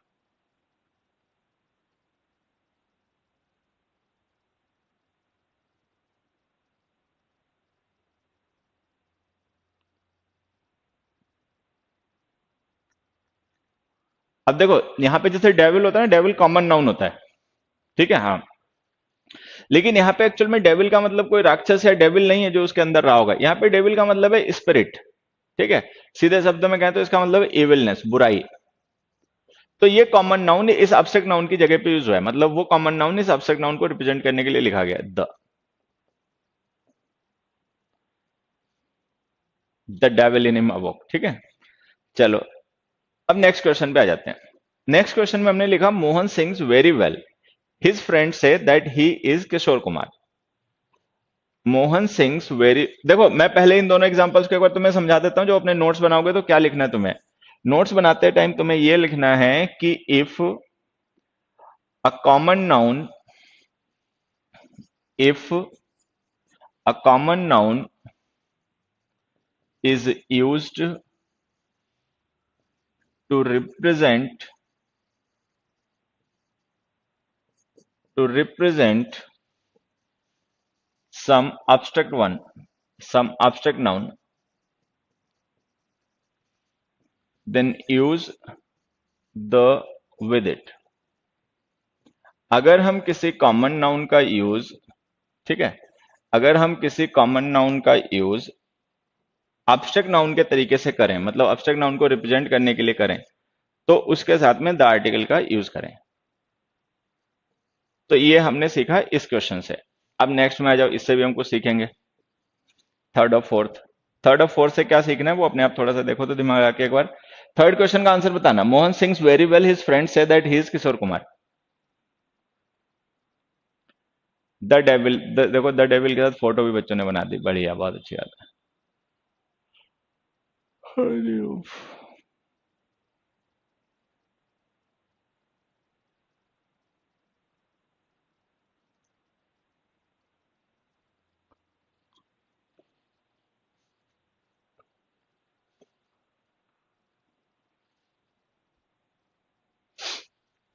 देखो अब मैं समझाता हूं, उसको ध्यान से सुनना, पहले पहले समझना। हमने कहा Mohan sings very well, his friend said that he is Kishore Kumar.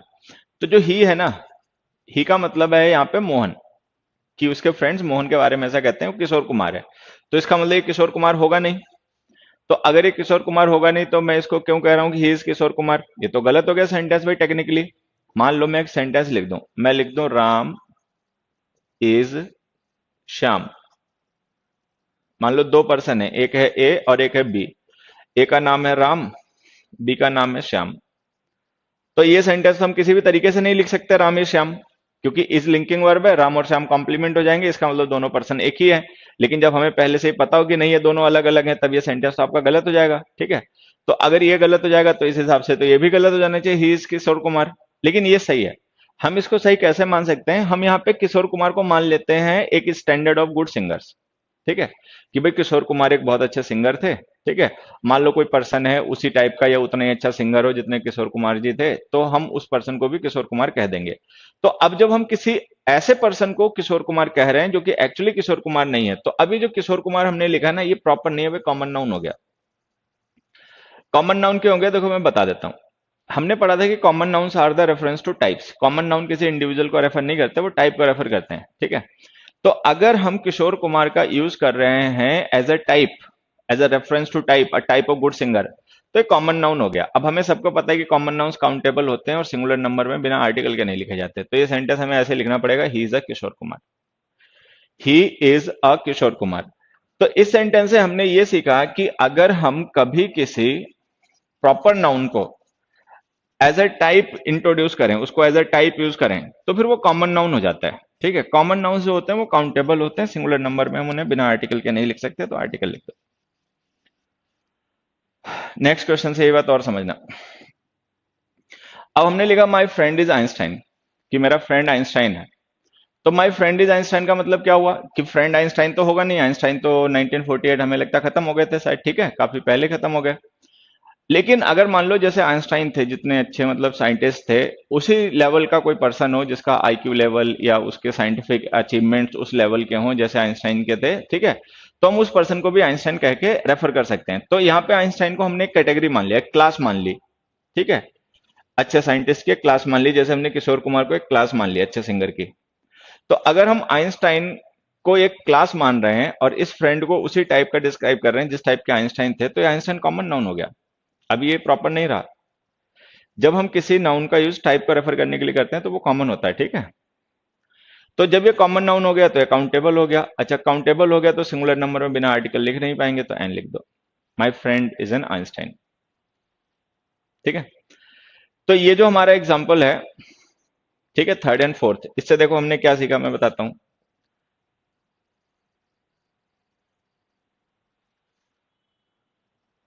ठीक है, इससे हमने ये सीखा, मैं पूरे मिटा के लिख देता हूं। देखो इससे हमने ये सीखा, if a proper noun, if a proper noun is used as a common one, अगर हम किसी प्रॉपर नाउन को as a common noun use करें, then use a or an article with it, तो उसके साथ में ए एन आर्टिकल का यूज करें। अगर हम किसी प्रॉपर नाउन का use as a common noun करें तो उसके साथ में ए एन आर्टिकल का यूज क्या करो? बेटा द मैं भी बताऊंगा, अभी चिंता मत करो, द आर्टिकल भी मैं बताऊंगा, द आर्टिकल किस कंडीशन में यूज होता है वो अभी देखो आगे के एग्जांपल्स है ना उनसे समझ जाओगे, वो भी मैं समझाऊंगा। लेकिन अभी तुम लोग बद्ध हो वास्तव में, मैं कहता हूं कि जो मैं कह रहा हूं पहले उसको सुनो, समझो, सोचने की आदत डालो। अपने आप बहुत से क्वेश्चन हैं उनके आंसर तुम ढूंढ लोगे, ठीक है। लेकिन तुम लोगों की आदत है, मतलब ये ऑनलाइन वाले जनरली बच्चों में आदत खराब होती है कि क्योंकि उनका मोटिवेशन उतना नहीं, अब क्लास में मेरे होंगे तो इधर की सोच के दिखा लें, उधर की सोच के दिखा लें, नहीं सोचेगा। मैं जब बता रहा हूं ना पहले उसको सुनो समझो, ये समझ में आ जाएगा तो धीरे धीरे सारे परतें खुलती चली जाएंगी। अच्छा अपना ध्यान भटकाते रहोगे ना तो मुश्किल होगी। खैर, तो ये एक छोटा सा एग्जांपल था कि अगर हम किसी प्रॉपर नाउन का use as a common noun करें, ठीक है, तो हम उसके साथ में एन आर्टिकल लिखते हैं। अब आते हैं अपने नेक्स्ट क्वेश्चन पे। नेक्स्ट क्वेश्चन है कालिदास है शेक्सपियर ऑफ इंडिया, ठीक है। अब ये जो सेंटेंस है ना इसमें भी वही कॉन्सेप्ट है भाई, जैसे कालिदास है, कालिदास को हमने यहाँ पर शेक्सपियर कह दिया, तो ऑब्वियस बात है कालिदास शेक्सपियर तो नहीं रहे होंगे, तो इसका मतलब ये जो शेक्सपियर हम नाउन यूज कर रहे हैं यहाँ पर, ठीक है, ये नाउन एक टाइप है, और हम कालिदास को भी उसी टाइप का पर्सन बता रहे हैं जिस टाइप का शेक्सपियर थे, तो इसका मतलब शेक्सपियर कॉमन नाउन हो गया। तो अभी हमने पढ़ा कि अगर हम कभी किसी प्रॉपर नाउन को as a common noun use करें तो एन आर्टिकल लिखना चाहिए, लेकिन यहाँ पे हमें लिखना है द। अब ये द क्यों लिखा ये मैं समझाता हूं, इसके लिए एक दो एग्जांपल देखना। हमने एक सेंटेंस लिखा,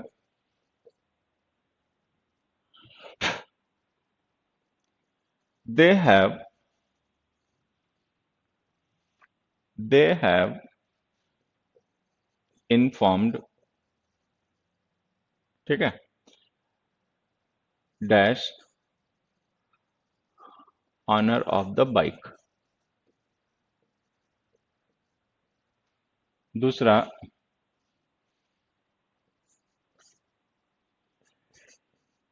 he did not like a design of the watch, ठीक है। और एक तीसरा, Delhi is capital of India,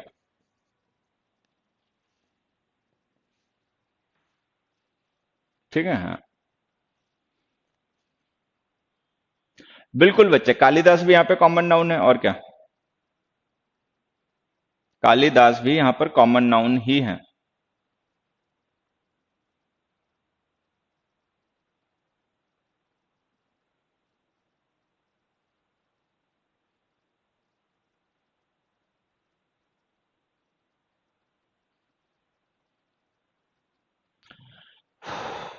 अब देखो मैं समझाता हूं, यहाँ पे समझना। ये जो थर्ड एग्जांपल है ना, अगर ये केवल इतना लिखा होता, दिल्ली इज कैपिटल, तो भी ये गलत होता, क्योंकि जो कैपिटल नाउन है, ठीक है, वो कॉमन नाउन है और हम उसे सिंगुलर नंबर में बिना आर्टिकल के नहीं लिख सकते, तो हमें उसके साथ में आर्टिकल लिखना पड़ेगा। तो उस कंडीशन में अगर हम आर्टिकल ए लिख देते तो ये सेंटेंस तब भी सही होता, दिल्ली इज अ कैपिटल। देखो जैसे इस्लामाबाद कैपिटल है, ढाका कैपिटल है, ठीक है, और काठमांडू कैपिटल है, बीजिंग कैपिटल है, टोक्यो कैपिटल है, ठीक है, और क्या है दुनिया भर की, अमेरिका का जैसे वॉशिंगटन कैपिटल है, इंग्लैंड का लंदन कैपिटल है, ठीक है। तो जो दिल्ली है वो भी एक कैपिटल सिटी है, जैसे वर्ल्ड में कंट्रीज होते हैं उनकी कैपिटल होती है, कोई ना कोई सिटी कैपिटल होती है, वैसे दिल्ली भी इंडिया की कैपिटल सिटी है, तो हम लिख देंगे दिल्ली इज अ कैपिटल, सही हो जाएगा। लेकिन यहाँ पे देखो हमने एक फ्रेज लिख रखी है ऑफ इंडिया। अब ये जो ऑफ इंडिया फ्रेज है ना वो इस कैपिटल को डिफाइन करने के लिए कि भाई दिल्ली कैपिटल है लेकिन कैपिटल कहाँ की, तो हमने लिख दिया ऑफ इंडिया। तो ये जो ऑफ इंडिया फ्रेज है ये एक एडजेक्टिव फ्रेज है जो इस कैपिटल नाउन को डिफाइन करने के लिए लिखी गई। तो ये कैपिटल नाउन जब हमारे लिए डेफिनेट हो गया और हमें पता चल गया तो फिर द लिखेंगे, Delhi is the capital of India, तो ये लो सही हो गया। उसी तरीके से मान लो एग्जाम्पल केवल इतना लिखा होता, he didn't like a design, कि उसको एक डिजाइन अच्छा नहीं लगा, तो हम ये सही मान लेंगे उसको बहुत से डिजाइन दिखाए गए होंगे, बहुत सी वॉचेस दिखाई गई होंगी, उनमें से कोई एक डिजाइन उसको अच्छा नहीं लगा, ठीक है, सही हो जाएगा सेंटेंस। लेकिन यहाँ पे तो हमने लिख रखा of the watch, of the watch का मतलब कोई एक डेफिनेट वॉच है उसके डिजाइन की बात हो रही है, तो जो ऑफ द वॉच फ्रेज है ये एडजेक्टिव फ्रेज है और इसने डिजाइन को डिफाइन कर दिया कि डिजाइन किसका, तो जब डिजाइन डेफिनेट हो गया तो फिर ये गलत हो जाएगा, फिर हमें दा लिखना पड़ेगा, ठीक है। उसी तरीके से अगर ये सेंटेंस केवल इतना होता, तो हम इसमें एन आर्टिकल लिख के भी इसे सही मान लेते। मान लो 4-5 मोटरसाइकिल हैं, कहीं से चोरी हो गई, तो हमने कहा भाई इन मोटरसाइकिल्स के ऑनर्स को इन्फॉर्म कर दो। तो पता चला उन्होंने तब तक एक ऑनर को इन्फॉर्म कर दिया, बाकी अभी बचे हुए हैं, तो हम एन लिख सकते हैं, they have informed an owner, कि एक ऑनर को इन्फॉर्म कर चुके हैं। लेकिन यहाँ पे देखो हमने लिखा ऑफ द बाइक, तो एक डेफिनेट बाइक है। अगर ये डेफिनेट बाइक है तो ऑब्वियस सी बात है ऑनर डेफिनेट हो गया, कि विच ऑनर, इस बाइक का ऑनर जो ये है। तो अब हमें दा लिखना पड़ेगा।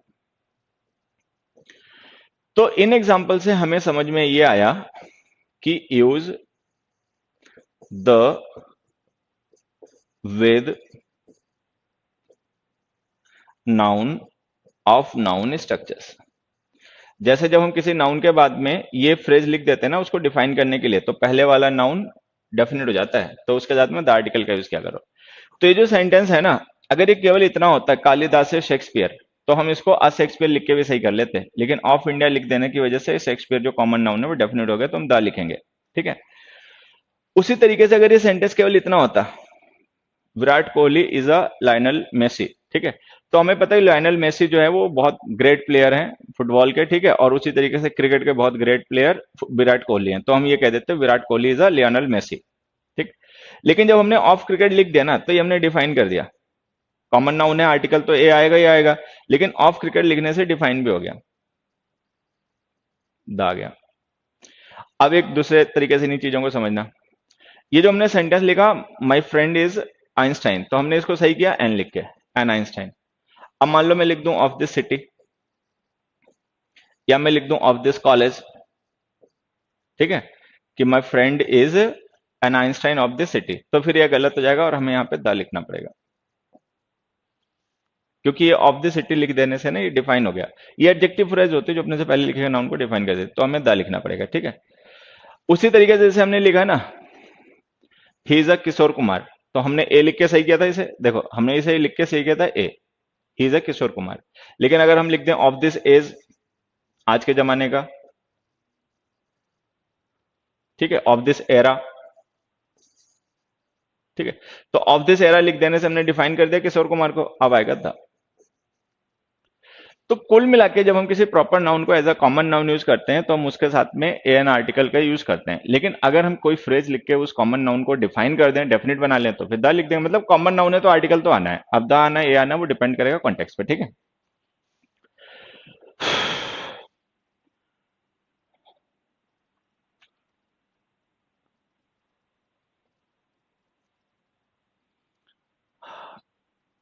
चलो इसका आंसर तो मुझे लगता है तुम लोग बता पाओगे मुझे।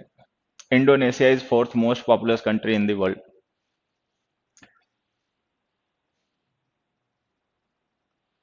स्पोर्ट्स नेम के साथ में कोई आर्टिकल न्यूज होता है बेटा, वो अभी धीरे धीरे आगे कवर करेंगे, डिस्कस करते रहेंगे। ठीक है। हाँ, इंडोनेशिया इज फोर्थ मोस्ट, मुझे लग रहा है ये क्वेश्चन के आंसर तुम्हें बताने चाहिए। ये क्वेश्चन शायद हमने शुरू के 2-3 क्वेश्चन है, ये हमने अभी डिस्कस करे होंगे एडजेक्टिव वगैरह में। ठीक है। हाँ, आंसर बताओ।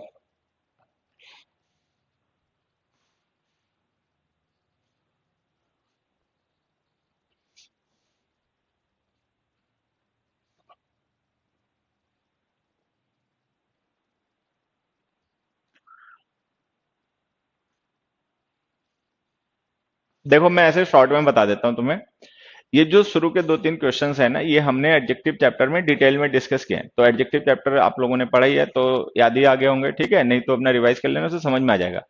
ये जो हमने फोर्थ लिखा ना, ये ऑर्डिनल है।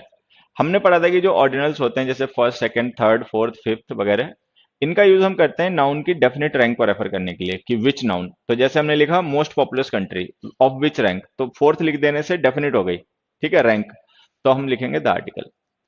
तो जिन नाउन्स के साथ में ऑर्डिनल्स लिखे हों वो एक डेफिनेट रैंक के डेफिनेट पोजीशन के नाउन्स होते हैं और उनकी आइडेंटिटी डेफिनेट हो जाती है, तो उनके साथ में द आर्टिकल का यूज क्या करो। ठीक है। ऑर्डिनल का मतलब first, second, third, fourth, fifth, ये सब। नेक्स्ट में जाते हैं। The officer of our company is on the 5th floor in this building, sorry, the office of our company is on the 5th floor on this, in this building. ठीक है। अब हमने क्या पढ़ा था कि जो कार्डिनल्स होते हैं, कार्डिनल्स का मतलब समझ रहे होगे ना तुम लोग, कार्डिनल्स का मतलब होता है वो न्यूमरल्स जो हाउ मेनी को रिप्लाई करते हैं, 1 2 3 4 5 वगैरह वगैरह। ऑर्डिनल्स जो होते हैं ये वो डिटर्मिनर्स होते हैं जिनका यूज हम विच वन को रिप्लाई करने के लिए करते हैं, first, second, third, fourth, fifth.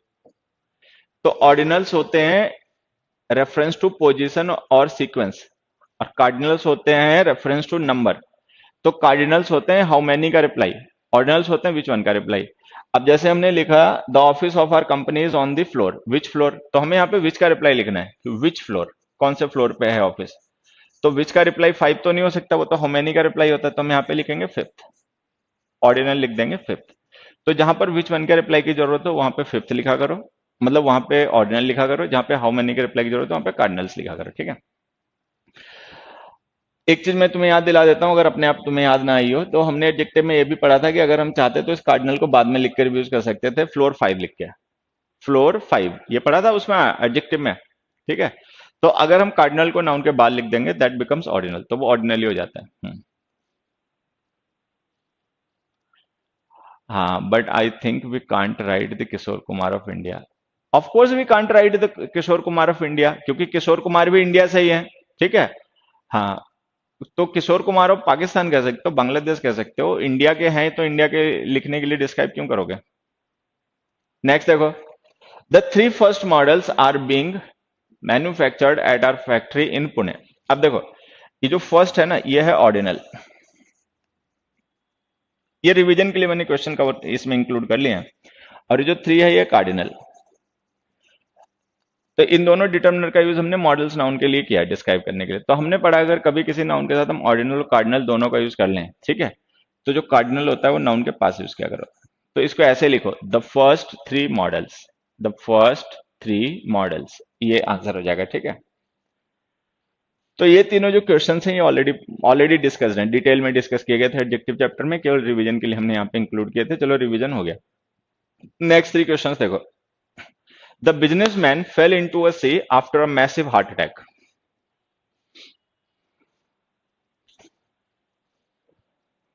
The businessman fell into a sea after a massive heart attack.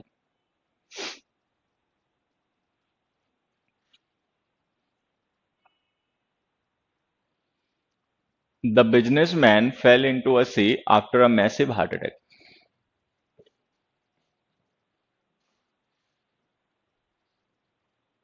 This issue strikes at very foundation of our community.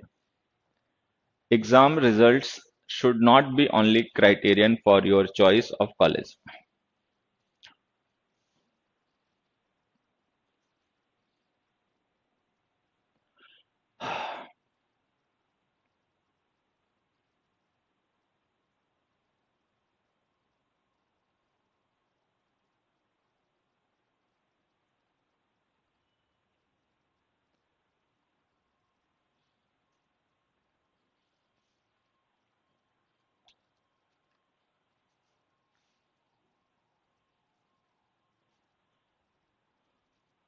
Third देखो बच्चे, क्वेश्चन समझ में ना आओ ना तो मैं बता देता हूँ। ये जो फर्स्ट है ना ये ऑर्डिनल है, और थ्री जो है कार्डिनल है, और इन दोनों का यूज हमने मॉडल्स नाउन को डिस्क्राइब करने के लिए यूज किया है। तो हमने एडजेक्टिव में पढ़ा था, आप एडजेक्टिव का क्लास रिवाइज करेंगे ना तो उसमें डिटेल में पढ़ा रखा है सारी चीजों को, ऐसा क्यों होता है वो भी पढ़ा रखा है वहां पर, कि अगर हम किसी एक नाउन को डिस्क्राइब करने के लिए ऑर्डिनल और कार्डिनल दोनों यूज कर लें, ठीक है, तो कार्डिनल जो होता है, कार्डिनल का मतलब जो हाउ मेनी का रिप्लाई होता है वो नाउन के पास लिखा करो। तो ये जो थ्री है ये कार्डिनल है, इसको नाउन के पास लिखो, ऑर्डिनल को दूर लिखो, तो इसको लिखो द फर्स्ट थ्री मॉडल्स, ऐसे जैसे हमने लिख दिया लास्ट फोर ऑप्शंस, ठीक है, और फोर लास्ट ऑप्शंस।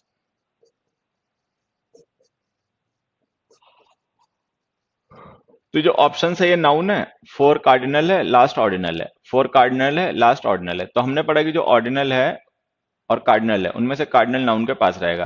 तो ये वाला सीक्वेंस सही है और ये वाला गलत है, उसको हमें लिखना पड़ेगा लास्ट फोर ऑप्शंस। अगर हम फोर लास्ट ऑप्शंस लिख देंगे तो वो हो जाएगा गलत ग्रामेटिकली। ये आंसर है।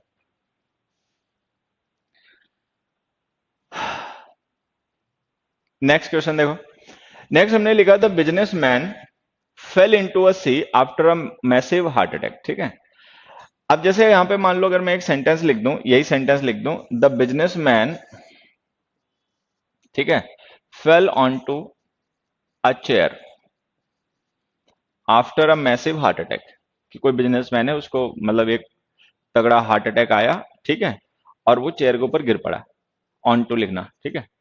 तो वो चेयर के ऊपर गिर पड़ा। अब मान लो 4-5 चेयर कहीं पे रखी हुई है, उनमें से किसी एक चेयर के ऊपर गिर पड़ा, कोई भी चेयर के ऊपर गिर पड़ा, तो हमने चेयर के लिए आर्टिकल ए यूज कर लिया, क्योंकि वो चेयर कोई भी हो सकती है। लेकिन ये बात आप सी के बारे में नहीं कह सकते। ठीक है। अब सी तो ऐसा होगा नहीं कि एक सी ये है, एक सी ये है और एक सी ये है और ये आदमी है और ये गिर पड़ा इनमें से किसी एक में। तो सी बहुत बड़ा एरिया होता है, बहुत ज्यादा ही होता है बड़ा। ठीक है। तो अगर कोई मैन है किसी सी में गिरा है, तो ऑब्वियस सी बात है वो सी डेफिनेट रहा होगा जिसके पास वो मैन रहा होगा, उसी सी को। तो हम उस मैन की लोकेशन से सी को डिफाइन कर लेंगे। ठीक है। मैन के लोकेशन के अकॉर्डिंग सी डेफिनेट हो जाएगा द। तो ये वही कॉन्टेक्स्ट हो गया कि कॉन्टेक्स्ट के अकॉर्डिंग कई बार नाउन्स हमारे लिए डेफिनेट हो जाते हैं। ठीक है। नेक्स्ट देखो, the issue strikes at very foundation of our community. तो यहां पे द लिख दो, और मैं एक छोटी सी बात बता देता हूं, उसको ध्यान रखना। The sea, the sky, the world, the evening, the morning, the afternoon. ठीक है। इनके साथ में द आर्टिकल का यूज क्या करो, ये नाउन्स हैं। I saw man, I saw bird flying in the sky. ठीक है। There are many species of the animals in the world. तो सी है, स्काई है, वर्ल्ड है, इवनिंग, मॉर्निंग, आफ्टरनून है। इन नाउन्स के साथ में द आर्टिकल का यूज क्या करो। जैसे मैंने कहा I head light breakfast in the morning, तो इसका इन द मॉर्निंग का मतलब हमारे लिसनर को पता रहेगा कि जो आज की मॉर्निंग है उसी की बात हो रही है। ठीक है। अब नेक्स्ट में आ जाओ। हमने लिखा the issue strike at very foundation of our community. ठीक है। अब यहाँ पे एक चीज समझना, ये जो फाउंडेशन वर्ड है ये नाउन है। ठीक है। और वेरी जो है ना, अगर हम इसे एडवर्ब मान लें तो ये गलत है। ठीक है। या फिर अगर हम इसे एडजेक्टिव मान लें तो ये सही हो सकता है। अब देखो, अभी तक जो हमने पढ़ा है नाउन्स वगैरह, तो उसमें मैंने तुम्हें ये बताया था कि वेरी वर्ड एक एडवर्ब होता है। ठीक है। अब एक चीज और बताता हूँ कि वेरी वर्ड जो होता है वो एम्फेसाइजिंग एडजेक्टिव भी होता है। वेरी का यूज हम देखो, वेरी जो एडवर्ब होता है वो एडवर्ब ऑफ डिग्री होता है। जैसे हमने लिखा वेरी गुड, बहुत अच्छे, तो जो गुड एडजेक्टिव है ना उसकी डिग्री बढ़ाने के लिए हमने वेरी एडवर्ब का यूज कर लिया, तो ये वेरी एडवर्ब है। लेकिन वेरी वर्ड जो होता है ना, ये एक एडजेक्टिव भी होता है। जब ये एडजेक्टिव होता है तो इसका मतलब होता है सेम। ठीक है। और ये आइडेंटिटी को डिफाइन करने के लिए किसी नाउन के साथ लिखा जाता है। क्योंकि जिस नाउन के साथ ये लिखा जाता है उस नाउन की आइडेंटिटी को डिफाइन कर रहा होता है, तो हम द आर्टिकल हमेशा इसके साथ लिखते हैं। जैसे हमने लिखा द वेरी सिटी, तो द वेरी सिटी का मतलब हो गया the same city. The very city का मतलब, एक मिनट, द वेरी सिटी का मतलब हो गया द सेम सिटी, कि वही शहर, कोई और शहर नहीं। तो वेरी का यूज अगर हम किसी नाउन की आइडेंटिटी को स्ट्रेस करने के लिए उसके साथ में करें, ठीक है, तो जो वेरी वर्ड होता है ये एक एडजेक्टिव होता है जो कि नाउन की आइडेंटिटी को डिफाइन करने के लिए लिखा जाता है। ठीक है। और इसका मतलब द सेम होता है, तो इसके साथ में हमेशा द आर्टिकल का यूज क्या करो। तो ये जो हमारा सेकंड क्वेश्चन है ना, इसका आंसर यही है, the issue strike at the very foundation. At the very foundation का मतलब जो हमारी फाउंडेशन है, ये तो उसी पे एक तरीके से हमला है कि हमारी जो कम्युनिटी की फाउंडेशन है उस फाउंडेशन को ये लोग खत्म करना चाह रहे हैं, ऐसा है।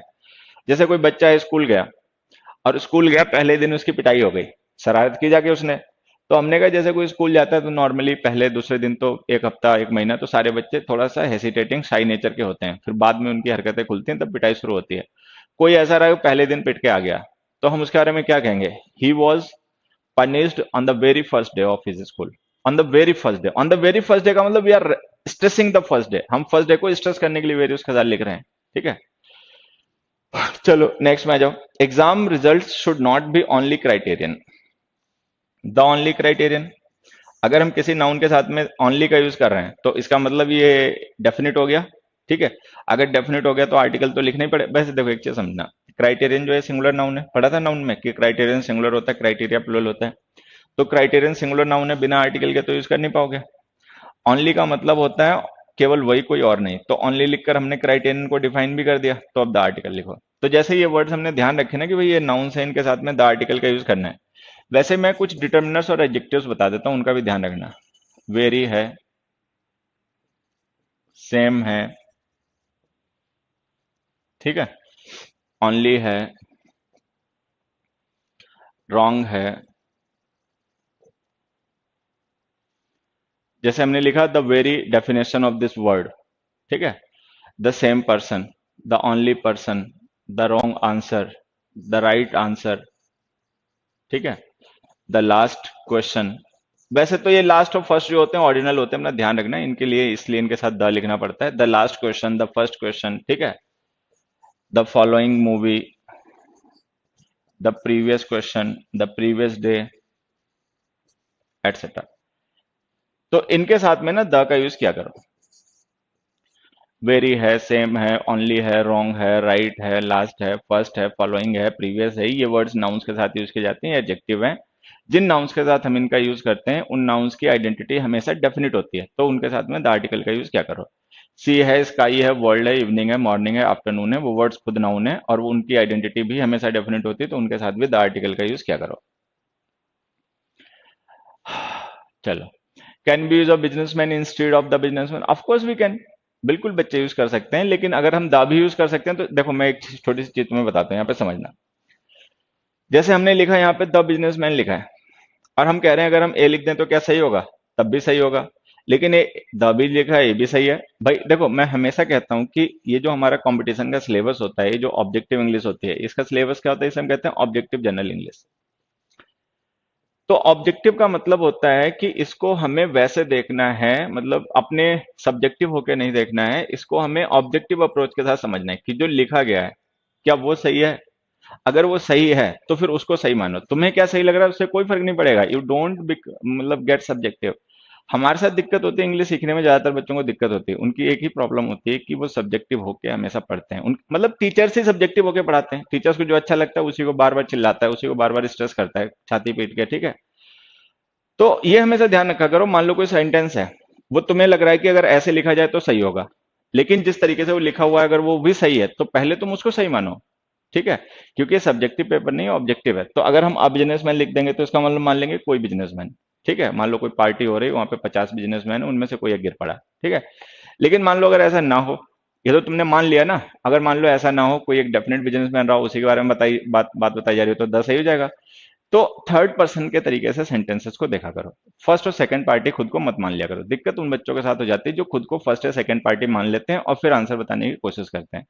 तुम हमेशा ये माना करो कि इस क्वेश्चन को जो लिखा है सामने, तुम्हें सोच के ये बताना है क्या ये पॉसिबिलिटी सही हो सकती है, क्या ये लॉजिकल हो सकता है किसी भी कंडीशन में। अगर हो सकता है तो उसको सही माना करो, ठीक है। बस ये आज की कहानी है।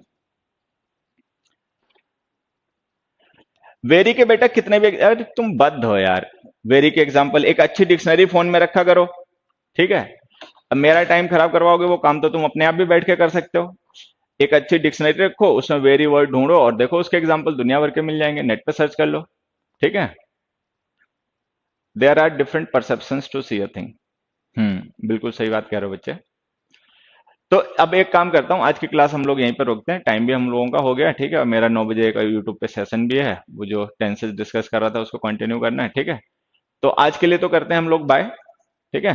यूट्यूब पे मिलेंगे 9 बजे, और फिर कल अभी चलेगा टेंस, मुझे लगता है 1-2 क्लास आपका अभी और चलेगा, ठीक है। तो अपना रिवीजन करते रहो, अच्छे से मेहनत करते रहो। बाकी आज के लिए सभी को bye, thanks everybody, take care, good night.